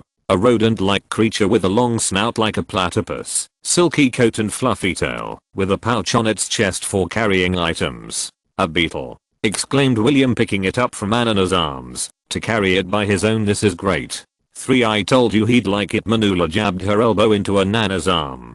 Still a bit of claws and fangs wouldn't have gone amiss. Thank you very much. I'll take care of him. William stroked the scarab lightly. Then the fire in the fireplace in the headmistress's office got brighter and brighter until it reached 2 meters. Everyone was surprised, but then among the flames an old man appeared. Headmaster Dumbledore. Hello William. The first see that your stay at Castello Bruxo was just as hectic as it was at Hogwarts. Dumbledore sketched a soft smile. No one in the entire magical world knew the secrets behind that smile, and William, who had witnessed history from another point of view, was clear that Dumbledore was a person of very calculating plans. It was just an educational session. I learned many things here.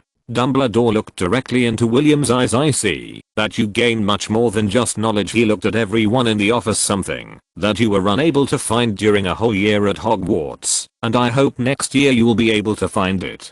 There's still time for that, headmaster. I think it's better to take advantage of every day. Dumbledore nodded. He didn't want to say much more, and William really hoped he wouldn't say anything else. Both headmasters gave each other a nod that no one but them in the room fully understood. Very well, it's time to go back, Dumbledore signaled by extending his hand towards William. If we leave now you will have a week to rest with your family. William let out a sigh. You could have come for me on the last day of the vacations, Headmaster Dumbledore. The latter let out small chuckles. You know very well that I can't do that. We have to follow protocol, yes. William walked towards Dumbledore and put his hand on Dumbledore's arm holding his sleeve. He looked towards his friends one last time and then disappeared along with Dumbledore. One far away from Castello Bruxo, this time in Great Britain, in a large castle with vast fields around it was the home of the iconic Rosier family. Outside the Rosier family estates both Dumbledore and William appeared, both looking completely normal. The time has come for me to say goodbye to William. Will you leave me here? Your grandfather Lord Rosier knows you are here. You should have no trouble getting in. Dumbledore turned around. Besides, it is unlikely that a werewolf would attack you here. Then he disappeared without a trace. But there are my brothers, muttered William resignedly. The gates of the manor opened on their own, allowing the young wizard to pass inside. The journey was by no means a game, and he spent a few minutes walking before finally reaching the manor doors. There was no need to knock on the door when it opened on its own, revealing one of the family servants. One welcome, young Rosier. Verona, the elven servant of the family, bowed. Master Rosier is waiting for you. It's been a while, Verona. William greeted the elf with a smile, then looked inside the mansion. Grandfather is waiting for me. I guess my return to the mansion couldn't be quiet. Finally he was inside the mansion once again. Things hadn't changed at all. Even the decorations were the same. He had barely taken a dozen steps into the mansion when he noticed the gaze from the side. He turned and looked at the person in question. It is an honor to be in the presence of the great William Rosier. The female voice had a mocking tone, but it was simply ridiculous to use it on William, who was hardly ever angry. Leslie, William called, smiling. Are you any fatter? She just laughed. Is that what you were able to learn among the Gryffindor failures, or while playing with werewolves in Castello Bruxo? They both just stared at each other for a couple of seconds without saying anything. Then Leslie opened her sleek slender mouth. You and I don't really like each other, but I have to warn you something for everyone's sake. Try not to be alone with Mom. She still doesn't assimilate the fact that you're part of Gryffindor. She doesn't even know that you have a dirty blood friend. Perfect, said William with an evil grin. If she comes after me, then I have how to make her suffer. One Leslie smiled slightly. Castello Bruxo really did make you different. Well, I have to go see grandfather. Chapter 66. Chapter 66. Family disagreements. William stood outside the personal office of his grandfather, the current head of the Rosier family. Before entering he had to control his breathing. He had a life on his shoulders, it was true, but for some strange reason he felt a great pressure just being in front of his grandfather. Don't stay outside, come in. The voice came from inside, surprising William. From the tone of voice it seemed that this conversation is not a warm welcome, as is the case with many other families the moment their children return. He put his hand on the door knob, operating it to enter. The door creaked so much that it made William close one of his eyes. In front of him, only a few steps away, was the head of the Rosier family, who took over the responsibility after the death of Evan Rosier at the hands of the dark wizard hunter and famous Aura, Alastair Moody. The position of head of the family should have been given to Marcus Rosier, William's older brother, years ago, but Lord Rosier refused, saying that Marcus was not ready to carry the responsibility of the family. I'm here, grandfather. Verona said you were expecting me, William mentioned to get his grandfather's attention. Lord Rosier didn't raise his face at all and simply said in a cold voice, you should announce your return properly first. That's what a good grandson does, don't you think, William? Oh, right. My mistake. William nodded his head. He sketched a faint smile, then looked back at his grandfather. I'm back, grandfather. How is everything? This time Lord Rosier raised his head and looked at William with a slightly warmer expression. He gave a couple of blinks and opened his mouth. This uniform is the closest you will ever come to being a Slytherin in your life. The green matches your hair exceptionally, I might add. William looked down at himself and gave a flip. I think it's a rather peculiar uniform and it's really comfortable. It even has several types of protections, I can tell just by looking at it. Was it useful during your adventure? You know about the adventure? Asked William in surprise, but then Lord Rosier dropped a copy of the journal that professed on the desk. There on the front page was the photo featuring the children who captured the famous Fenrir Greyback. You are front page news, added Lord Rosier. Not many can make it out alive in a battle against Greyback. Now the question, did he bite you? William made direct eye contact with his grandfather. He looked at the family portraits on the walls of the office who were also staring at him. Obviously everyone wanted to know the answer, but then William removed the top of his robes, leaving his wound visible. A wound of such magnitude. It is fortunate that you are still alive, but it is even more fortunate that it did not bite you. It would be a regrettable event for the family. A genius with your talent is not often. Fortunately, I also made some friends who saved my life in battle. William remembered his fellow soldiers, those who fought side by side against Greyback. I could recognize almost everyone in the photograph. Some half-bloods among them, but there were also many purebloods with a lot of relevance. You have a great eye for making friends. You make your summers really valuable, not like your brothers. You have a great future waiting for you, William. William and Lord Rosier stayed talking for quite some time inside the office. There were many things to say about Castello Bruxo. William showed him the drawings of the Mayan tablets. He handed over some Mayan gold coins to keep among the family keepsakes. When the conversation seemed to end, William looked at his grandfather. I saw Leslie earlier when I entered the mansion. She didn't seem to have any grudge against me, but she mentioned that I shouldn't get close to my mother. Oh, yes, Leslie is right in what she says. Lord Rosier stroked his own hands and looked towards the window. This is a matter of family branches. She fears the story is like Sirius Black's. You know the two are related. She thinks you will betray the family just because you were selected to Gryffindor. I heard she sent you a blank letter. She waited for your arrival so they could discuss everything, but you successfully escaped to South America. Yeah, I didn't expect the Sorting Hat to send me to Gryffindor either. I actually expected something like Ravenclaw because of my quest for knowledge, but it was a surprise the moment the hat spoke. I felt everyone's gaze, and then it was the same all year. Do you think your life would be better in Ravenclaw?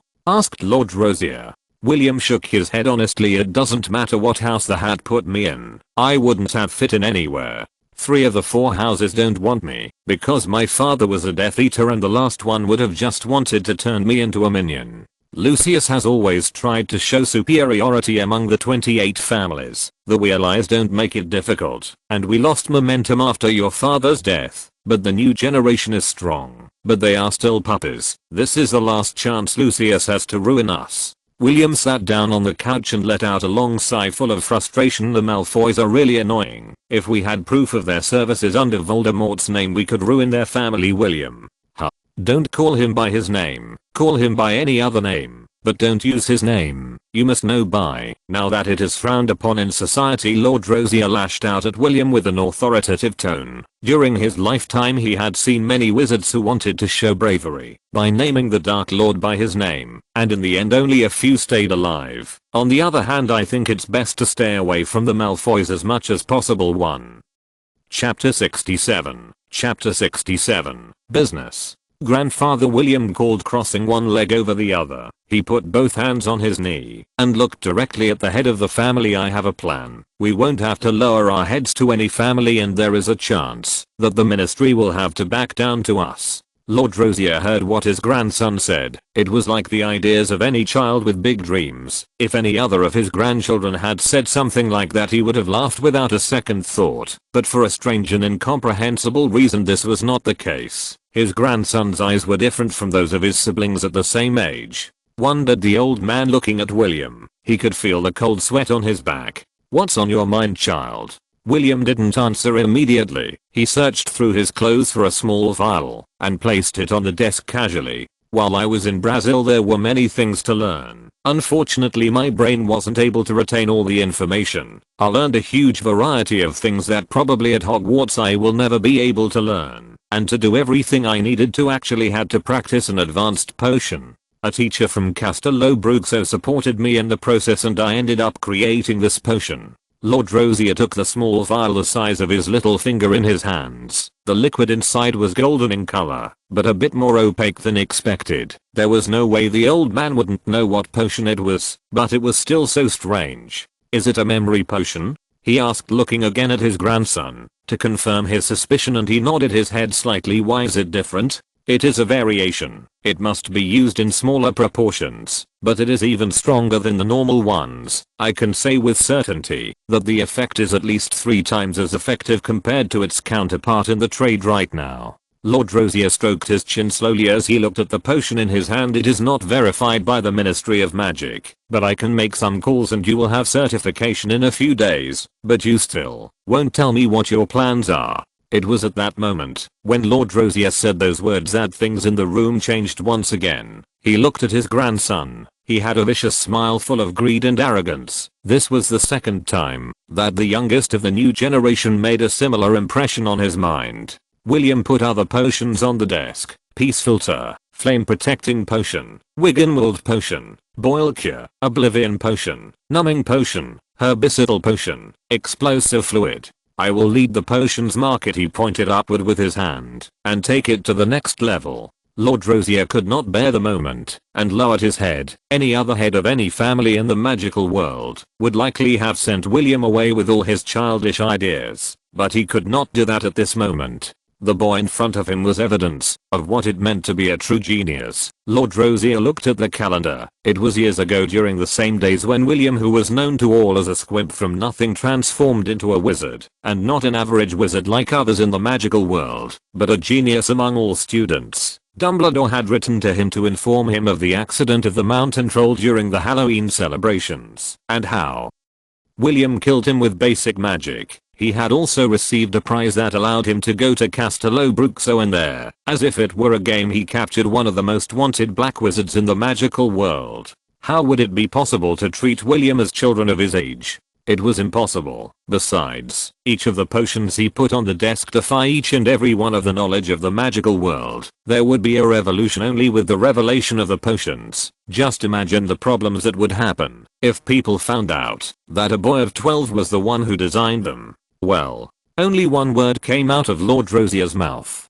William looked at the old man, satisfied. We will open the store during my 3rd year. For now we need to finish the actual arrangements. I want to create some potions this year and we need to get all the permissions and patents for the special potions. Plus I need to look for the right advertising. Are you planning on running an ad in the Prophet? Was the option any business in the magical world would use, but William wasn't just anyone. No, I have something more outrageous in mind, but first I need to go to Hogwarts. I have no idea what you have in mind anymore. Lord Rosier shook his head helplessly at the situation. Anyway, you must change your clothes. We must go buy some of your things for next year. I have the list of your supplies. Shall we go together? Asked William. I have some business to attend to in Diagon Alley. We can go together while you take care of your shopping. Now go and change your clothes. I don't want you to be seen in your Castello Bruxo uniform. Sure, of course. William walked out of the office, leaving the old man alone inside, who collapsed in the chair. He held the potion in his hand again and looked at it carefully. Chapter 68. Chapter 68. Nocturne Alley. Come on, William. Hold my arm. Lord Rosier and William were in the main hall of the mansion, ready to head for Diagon Alley. I just have to stay close so I don't lose any of my limbs. Won't you try anything funny, grandfather? What kind of picture do you have of me in your mind? William raised his shoulders and held his grandfather's arm. Then his grandfather tapped the ground using his cane and they both disappeared from inside the castle to appear back in Diagon Alley. You know what to do while you're here. No trouble, no unnecessary attention. Just buy what you really consider necessary.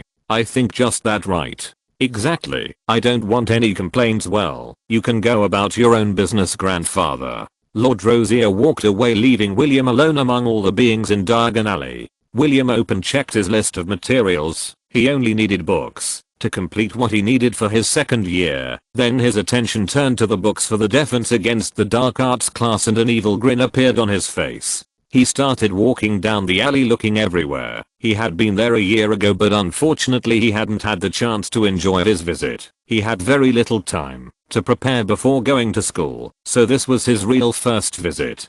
Do my eyes not deceive me? Is it you, William? William turned slowly. He had recognized the voice from the first second, but he had to confirm it. Rubius Hagrid. The boy called his name as a smile broke out on his face. I saw the news in the paper. Hagrid patted William's shoulder a couple of times. Though personally I wish you were more out of trouble. 2 events in a single year. The Philosopher's Stone and Fenrir Greyback. To its trouble that seems to follow me. Still, I can't complain. Thanks to what happened with the Philosopher's Stone, I was able to get clearance to attend Castello Bruxo. Anyway, what are you doing here, Hagrid? Hagrid held up a package repellent against carnivorous slugs. Growled Hagrid, annoyed. They are ruining the cabbages. Now that he noticed there is no one with you, are you alone? Ah, my grandfather left my side. He had business to attend to, and as you can see I'm no longer in South America. On this side of the world I'm still the son of a dark wizard. They both continued walking together. Let's go buy the slug repellent. I want to get to know Nocturnally and get out alive. Hagrid was seconds away from giving up, but the image of William walking down that alley by himself crossed his mind. So he lifted his shoulders slightly. Even if I decided not to take you, you're likely to go in alone, and there's even more likely to be one or more problems. William could only nod calmly, and they both continued walking, as if nothing was happening around them. Of course, except for the stares of some wizards in the vicinity who clearly recognized William from the news in the Prophet newspaper. The interior of Nocturnally was very different from Diagon Alley, from the atmosphere to the colors that dominated the surroundings. You could even tell the quality of the people who frequented it.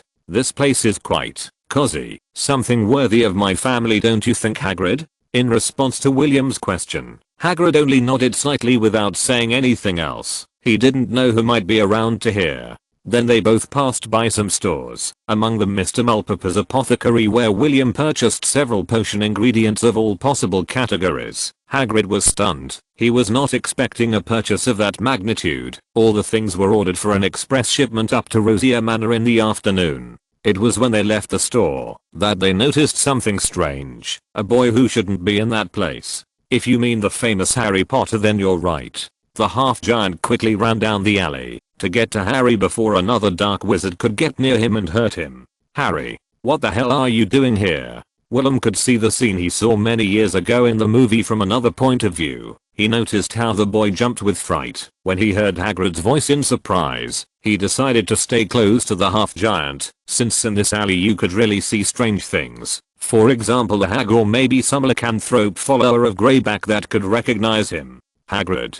The boy had a bright expression on his face. He actually looked relieved to see an acquaintance in that place I missed. The flue dusts. Just to one side of the duo stood an elderly witch with a silver tray in her hands, filled with strange whole human-like things. Needless to say, anyone would dislike her. She had tried to get Harry to take one of her products when Hagrid appeared, and was now jabbering various curses. William, who at the time did not have much of a temper, pulled out his wand and pointed it at the witch. "Keep quiet, witch, or I'll make your eyes the ones on the tray." "William!" exclaimed Harry, surprised to see his classmate. Hagrid looked at the two boys, gave the witch a look, and then pulled both boys out of Nocturnally to where the sunlight was illuminating everything. "You two always find a way to get into trouble. Nocturnally is a dangerous place. Kids can't go around wandering around. It's better if no one sees you in that place." I could already tell. Harry lowered his face slightly, then wiped his face of the soot resulting from using flue powder. "What were you guys doing there?"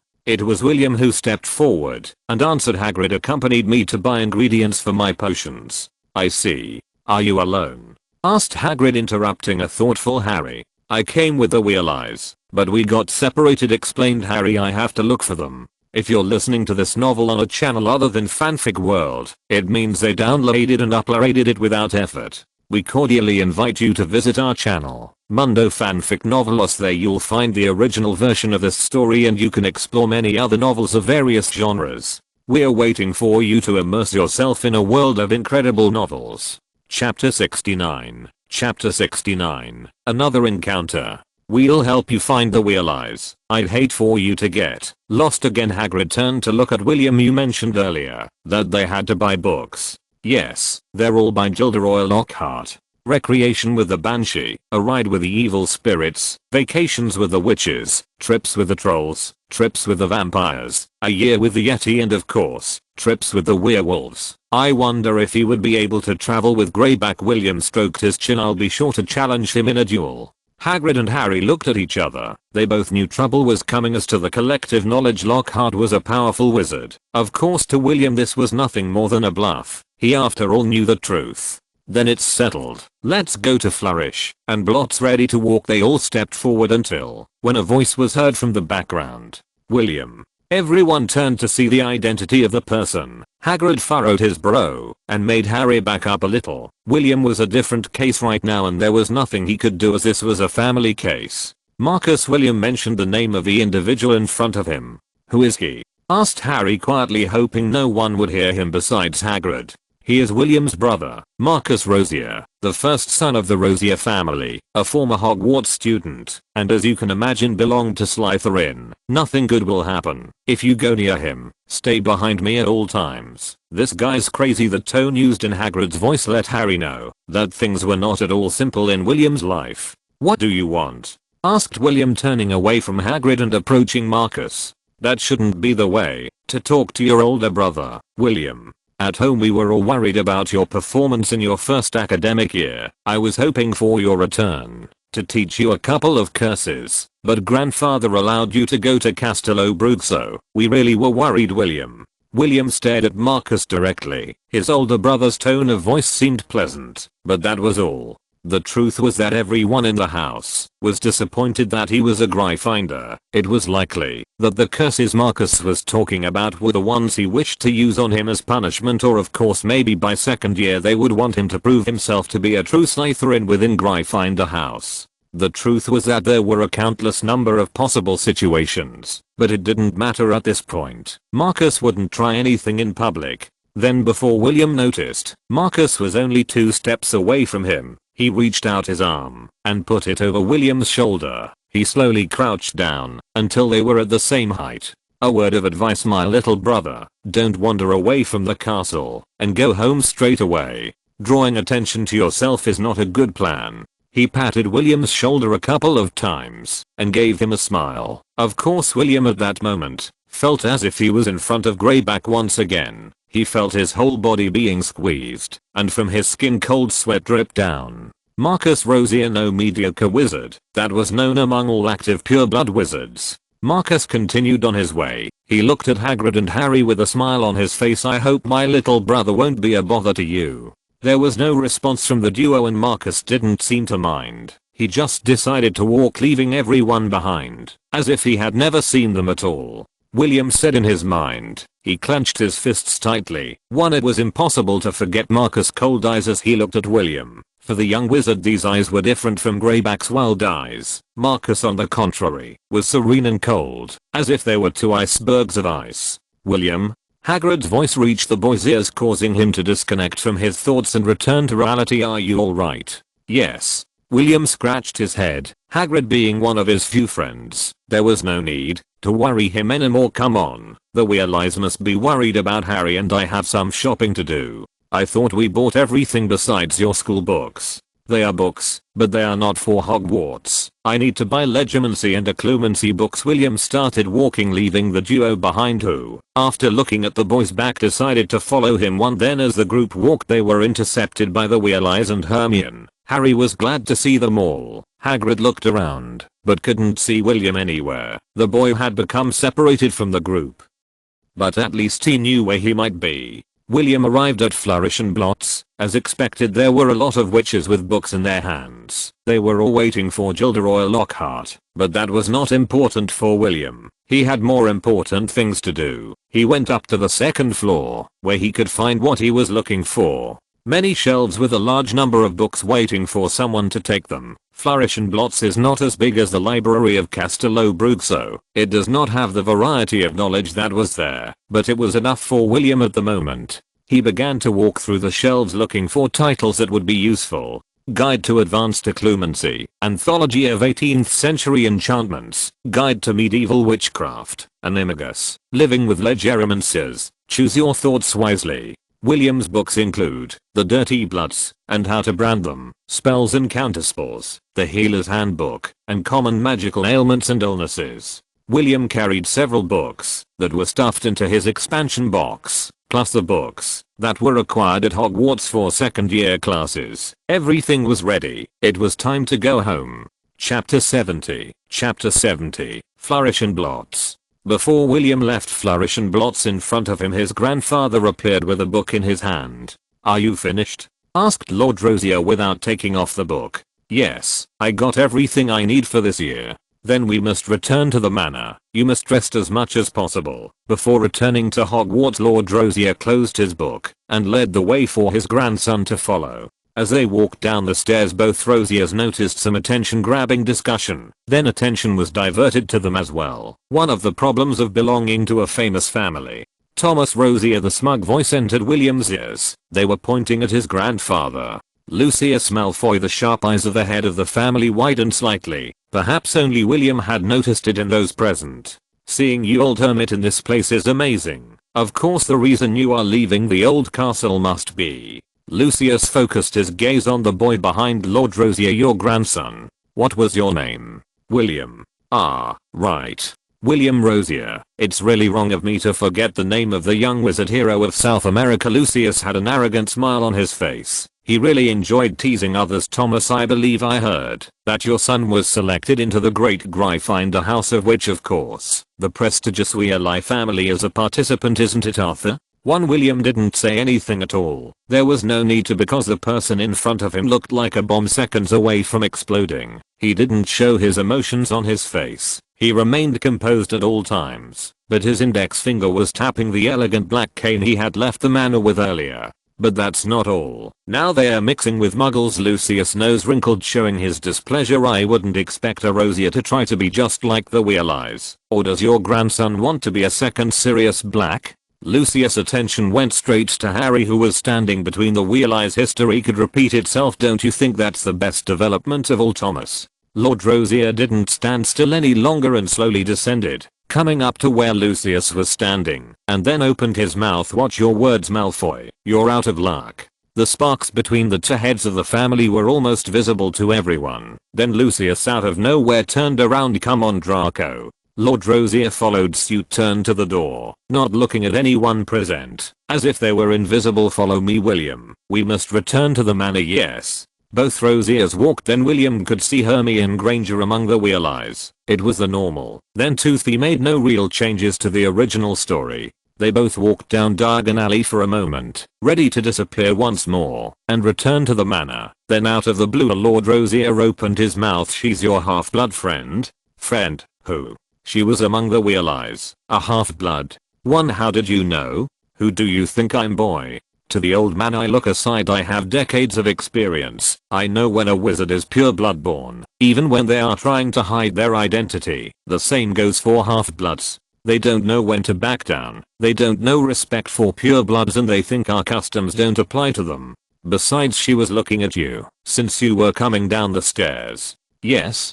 Seeing the expression on his grandson's face, Lord Rosier couldn't help but smile. No, that's a lie. She only noticed you when Lucius said your name. William said nothing. Instead he turned and crossed his arms. He didn't need his grandfather teasing him now. Very well, it's time to go back. I mustn't remind you to stay close to me at all times. At that moment both Rosiers disappeared from Diagon Alley. Arriving at the manor, William immediately returned to his room. He had many things to prepare before returning to Hogwarts. Everything is just as I remember it, William murmured, looking at the state of his room. There was not a speck of dust, and this was the responsibility of Verona, the mansion's house elf. Then as he approached the bed to rest, he could notice some cards stacked on the table to one side.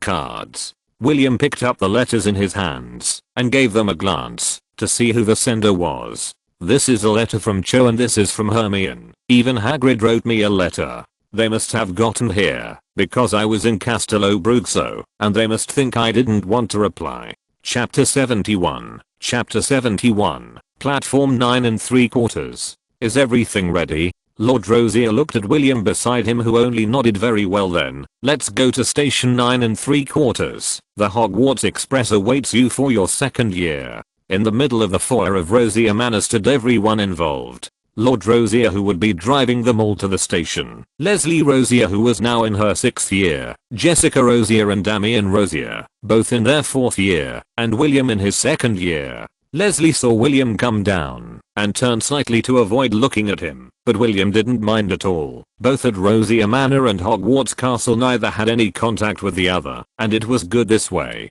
Jessica and Damien were still childish. They believe everything they are told at school and take the whole house wars thing as if it was a real battle, even if it was explained to them that Slytherin and Gryffindor are not necessarily enemies. They wouldn't understand. They are not ready for that kind of conversations. You know the process. Stay close and don't do anything stupid. The old man was speaking kindly, but the moment he tapped the ground with his cane the mood changed. Understood. William understood what he was referring to. He was the head of the family, and he was also the grandfather of those present. He knew how the young people acted, and it is not necessary to mention what can go through the minds of young people with excess power before they made a stupid decision. To harm other family members, the best thing to do was to warn them civilly. There were no words of reply. Then with another thump of the cane to the ground, they all disappeared from the hall, and then they were all once again at the train station. I think that's all. Take your belongings and get on the express as soon as possible. Grandfather's friendly voice had returned, but no one had any intention of challenging him. Everyone knew about his true personality.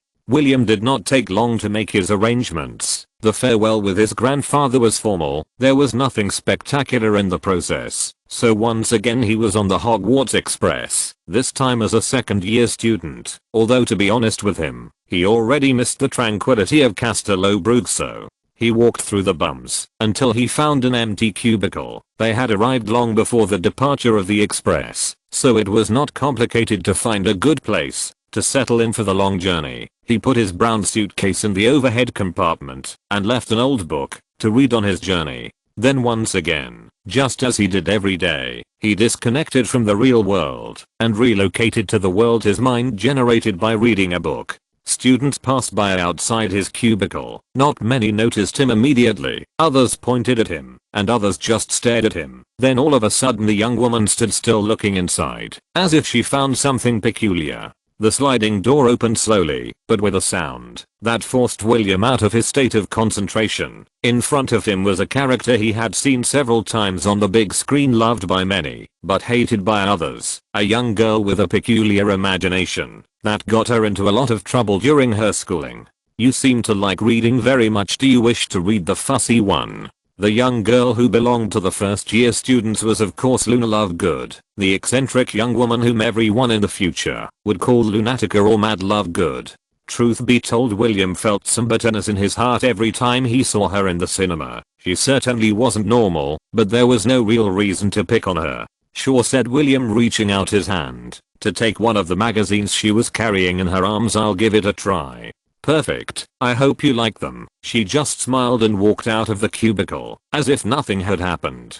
Said William in his mind. William took a look at the cover of the newspaper. It really was striking in its own way, maybe also a bit disgusting. The variety and the typography used just led everything to a chaos, and the colors used did not help much. On the other hand, each of the titles that should draw attention in this case just have a counterproductive effect. William sighed and folded the newspaper, placing it on his lap. He looked out the window at the students arriving on the platform and how it was getting more and more crowded. Now that I think about it, this year Harry and Ron are having trouble getting onto the platform because of Dobby. They make the decision to use the flying car to get to Hogwarts. This will be quite good to see. There you are. The shrill voice brought him out of his thoughts. Then looking beside him, he could see her, one of the few Gryffindor students who dared to speak to him. Hello Hermione, he greeted calmly. Long time no see. I saw you at Flourish and Blots, but you didn't stop. Plus you didn't answer the letters I sent you. William looked up slightly. The letter arrived at my house while I was in Castello Brugso. I could not answer, and I think that if you want to know more about the experience, it would be better to do it in person. As for what happened at Flourish and Blots, I don't think the atmosphere was right. It's like the one we have at the moment. William pointed with his book towards the people accompanying Hermione. The prefect of our house looks at me as if he was seeing the most terrifying dark wizard in the world. The twins look at me as if they were creating some kind of horror story to scare the first years, and the youngest doesn't know what to do. The real eyes are funny. You really didn't change at all, she said with a smile. Chapter 72. Chapter 72. Path to second year. Due to certain circumstances, both Hermione and Ginny Weasley ended up sharing a cubicle with William, all because the rest of the cubicles were either full or there was only room left for one person. The twins had their affair with their friends, and Percy now had other worries. The little Weasley ended up staying with the responsible Hermione. No sign of either of them. Hermione went out several times to check where her two friends were, but to no avail. She then remained sitting across from William, who was still reading calmly. but I saw them. They were right behind me before they entered the and Ginny exclaimed worriedly. Maybe they just went up in another carriage. We'll probably run into each other when we get to the castle. You have nothing to worry about, Ginny. Hermione was trying to calm the girl down. You're right. The girl slowly calmed down. Then Hermione turned around to look at William, who had been silent. What are you reading? Muggle literature. Don Quixote of La Mancha. One of the first editions of the book happened to be in the family library. William patted the book a couple of times. I really thought you were reading something more interesting. The disappointment on Hermione's face was evident, but there was no way William was going to be bothered by it. Are you trying to say that Muggle literature isn't interesting? Asked William in surprise. You're disappointing Hermione. Besides, I spent the entire vacation studying magic. I think I should allow my brain a rest. I could read the news in the Prophet. Everyone says they're heroes. Mentioned Hermione. Heroes? William closed the book and looked out the window. No, we only wish to obtain treasures, and we were lucky enough to get out of danger without losing anyone's life. Now that I think about it properly, all of us who were there that day should be underground. William's expression was quite bright, unlike the cold words coming out of his mouth. All this produced different reactions in the girls in front of him. Anyway, everything went well, and I got everything I wished for. William settled back in the seat, crossing his arms behind his head. Studying at Castello Bruxo was an experience unlike anything you can imagine. The pyramids, the jungle, the library that seemed to be endless, and even the classes themselves. Everything is really different from Hogwarts. William then began to relate everything he had experienced in his stay in South America. Hermione asked several questions, and before long Ginny also became interested in the topic of conversation. William explained some of the basics of his classes at Castello Bruxo, the differences in schooling, and even the quality of the teachers. He demonstrated some of the charms and spells learned. Then he showed them some parts of his uniform that he took out of his storage box. It's amazing how magic in the native peoples of a territory can vary to such a degree that to us, it is completely unknown. When I think of how this would be possible in other places on the planet, I feel like Hogwarts is nothing. Looking at William's calm expression, no one could deny that he had truly changed in the short period of time since classes ended. You really are very different from what my brothers describe. Who said that? Was Ginny, surprising the duo. Feeling the stares on her, Ginny pulled back slightly and lowered her confident tone. It's just, my brothers talked about you a few times during the vacations, and they said that you're a scary person. But I'm scary, William pointed out to himself calmly. You're just making things more complicated for Ginny. And you? Hermione looked at William with some contempt. You don't talk to anyone at Hogwarts, and whenever someone says something about you, you just accept it. The year before you were even happy when they called you a little Death Eater, but you must admit it was a good nickname. William scratched his head contentedly. Ginny just stared at them, then let out a small laugh. You really are different to the rumors. I want to believe that my brothers are wrong about you. I really don't care what they say about me. I just want to learn more about magic. For my part, they can call me whatever they want. As long as they don't get in my way, then fine. Of course, if you want to learn anything, feel free to ask. I can explain anything that is in my area of research. William could see out of the express window the flying car for a split second, then a smile was drawn on his face. Plus, this year things might be a little more fun. The trio were able to eat some snacks and then continued to talk during the course of the journey until finally they were near the station, and William was thrown outside the cubicle as he was the less predominant sex in the area, and they all had to change their clothes. Especially Ginny, who was now a first year student. Why am I the only one outside the cubicle waiting? William asked himself as he sat on the floor to wait his turn. A couple of minutes later, both girls came out of the cubicle with their uniforms. Hermione has always used everything according to the rules. On the other hand, in Ginny's wardrobe you could see that several things were slightly deteriorated, some because they were inherited from her older siblings, and others simply because they were second-hand.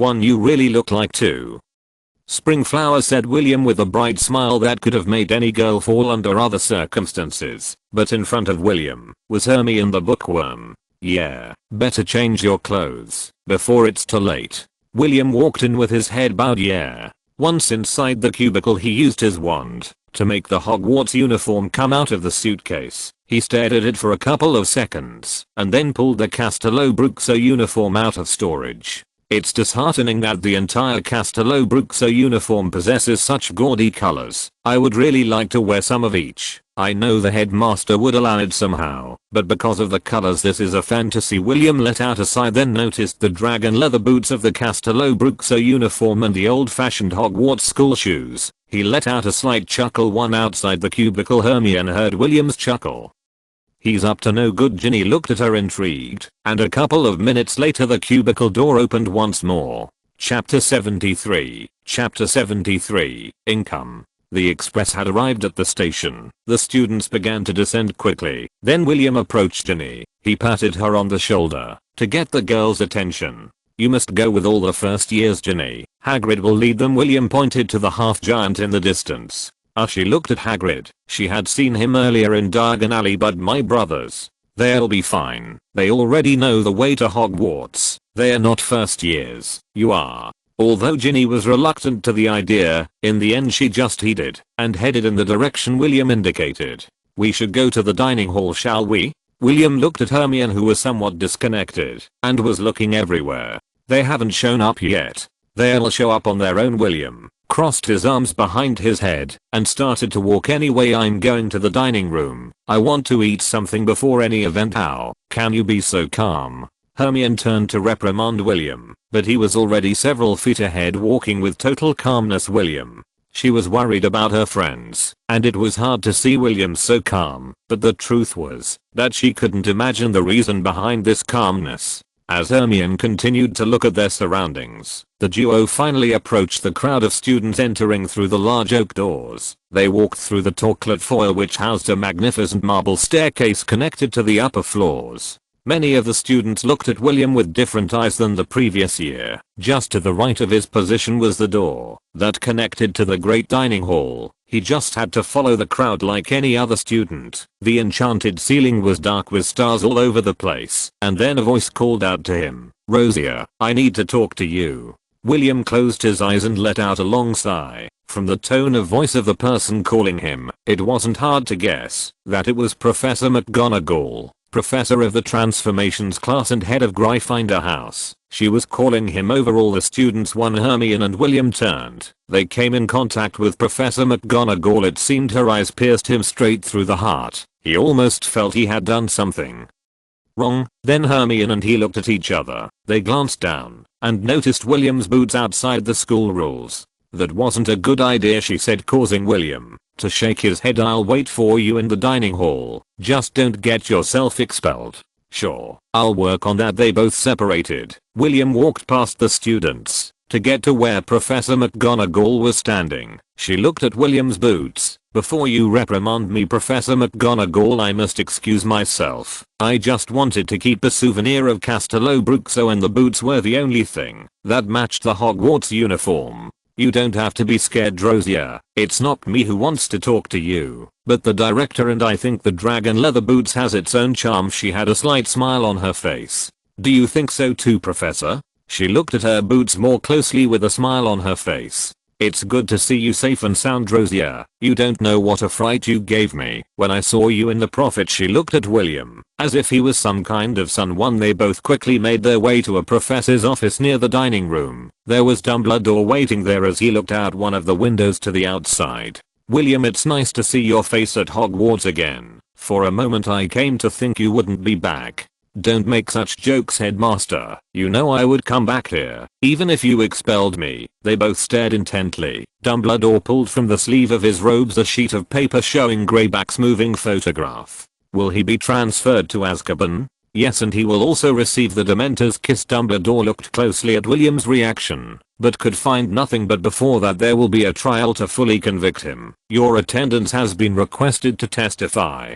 Do I have to attend? Dumbledore nodded. You don't have to worry. I will accompany you, so that everything will come to an end once and for all. Professor McGonagall, who was in the back, couldn't stand the silence any longer. That man has many charges against him. No matter what you say, Rosier, nothing will change the fact that he will receive a Dementor's kiss and justice will finally be done. She was absolutely right about it. She just had to go up there, answer some questions, and go back to school. Nothing that could bring more trouble. It's just that somehow every time she's around Dumbledore she feels like a chess piece on an oversized chessboard. Maybe it's just her thing, but she still can't forget how she tried to sacrifice Harry in the original timeline, or how she made use of Newt Scamander in the past. William really didn't want to become another chess piece. 3. I will tell you the day we will have to leave for the trial in advance, plus I will write a letter to your grandfather explaining the matter. Now you can go back to the dining room.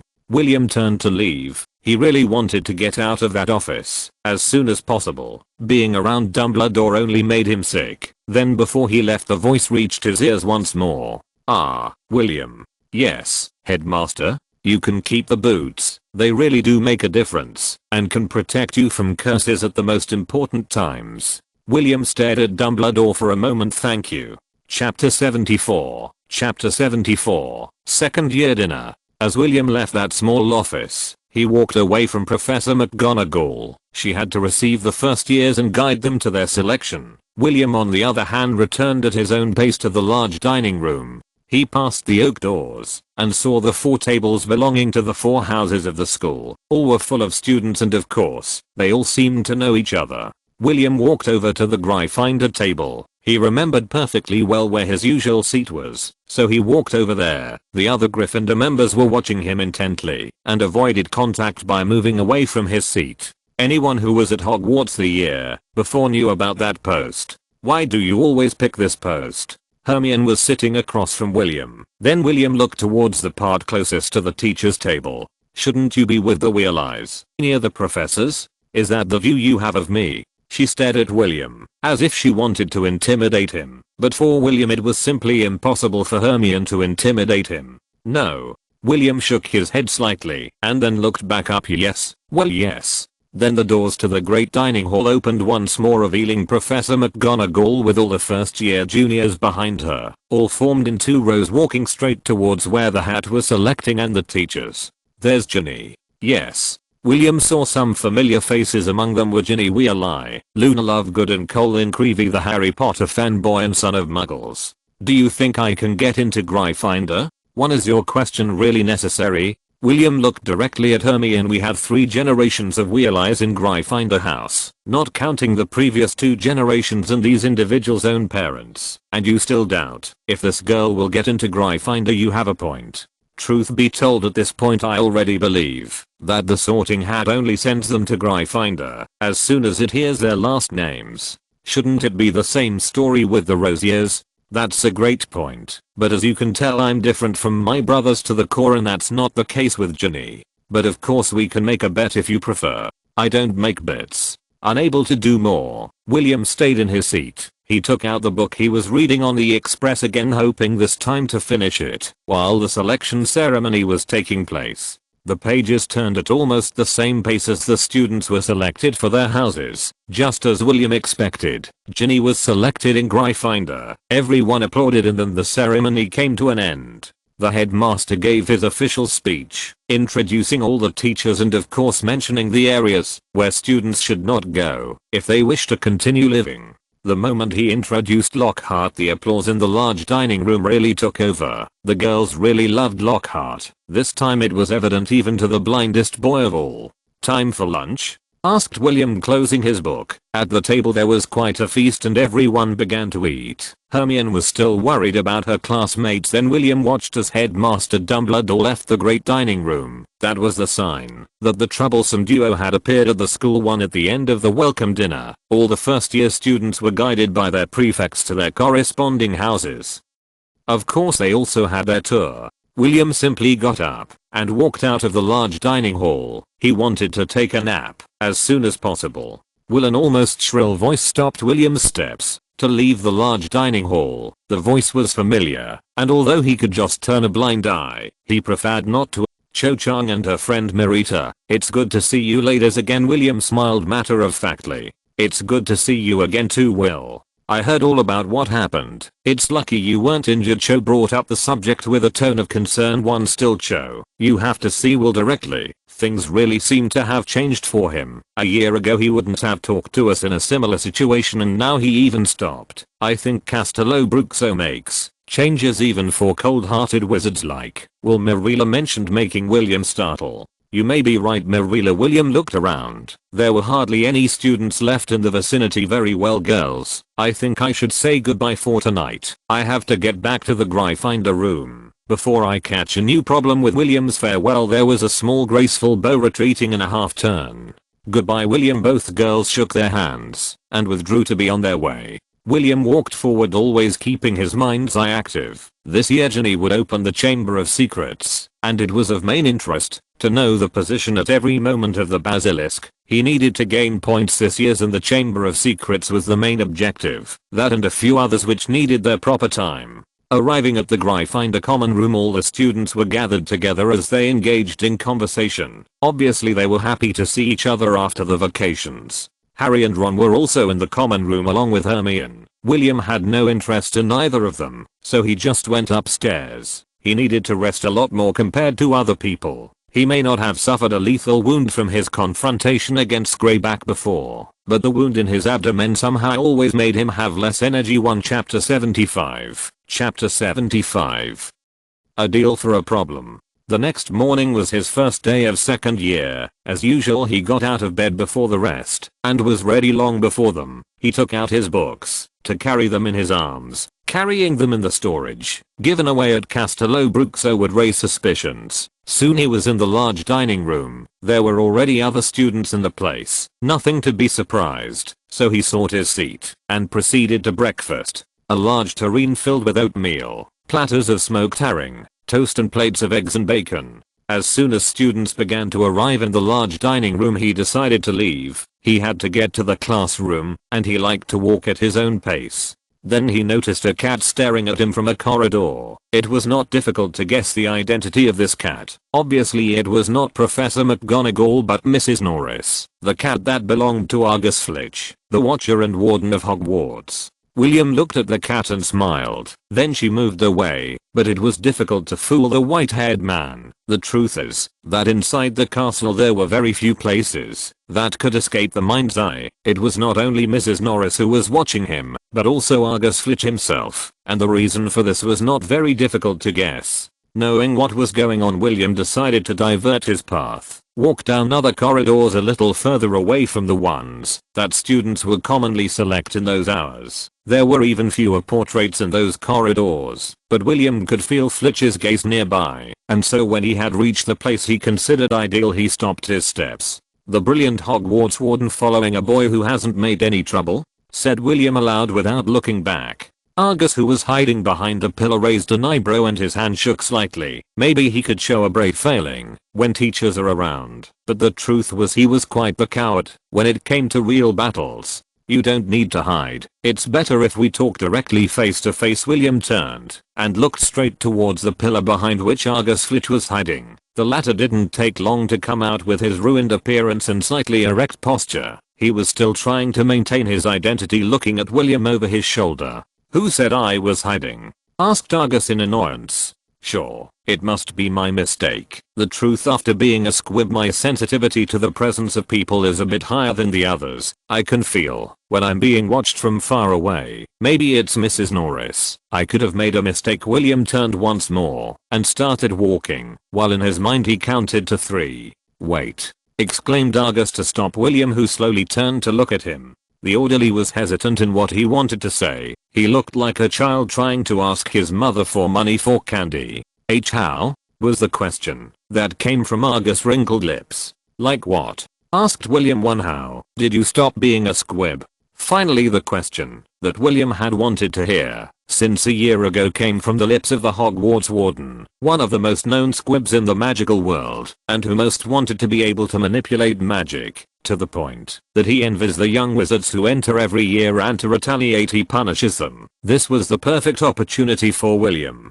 "Do you want to know how I went from being a heir to a wizard?" asked William in an innocent tone, and with a surprised expression. "I'm just curious." I see. Well, it makes sense that the warden would want to know the information. William stroked his chin. I'd like to help him. I'd really like to tell him, but grandfather told me I had to keep it a secret because it was important information. What? The expression on Argus' face had changed instantly. So you're saying there's a cure for squibs? I didn't say that. But you said it was your grandfather's secret. Ah, that, but I can't tell you, warden. If I get found out, then I could be in trouble. Besides, I gain nothing from this. Argus clenched his fists tightly. He really was upset. He had finally discovered the cure for his condition, and yet he couldn't get it. What was worse was that a child knew the cure. William, on the other hand, stared at the orderly, who was shaking uncontrollably like a starving child looking for bread to keep on living, or maybe like a drug addict looking for that one thing that would calm him down. He was not one to enjoy people's suffering, but it was necessary at this moment.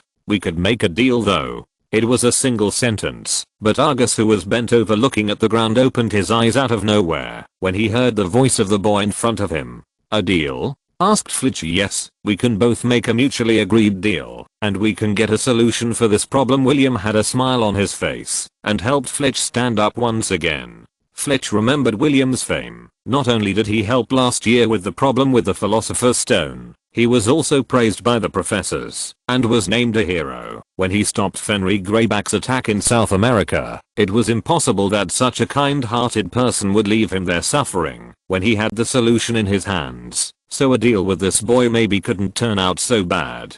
Would you really help me? Asked the old orderly. Sure, I just need a little time to brew the potion. Gathering the ingredients is a bit of a hassle. William scratched his head, then with a smile, but sure, I'd like the warden to help me during my time at Hogwarts. Help you? Asked Fletch. Of course I could help you. From now on you won't have any problems at Hogwarts. Perfect. I'll make sure to get the solution to your problem before the end of this year. You just have to wait a little while. William extended his hand and Fletch shook it with joy. It was also the moment he could see behind the young wizard a huge shadow that could cow any novice wizard. One end of this chapter. Thank you very much for reaching the end. Don't forget to like. Looking for more exclusive content and immediate access? Subscribe to our Patreon. Remember, every like, subscription, or donation encourages us to continue. Thanks to everyone. See you in the next video.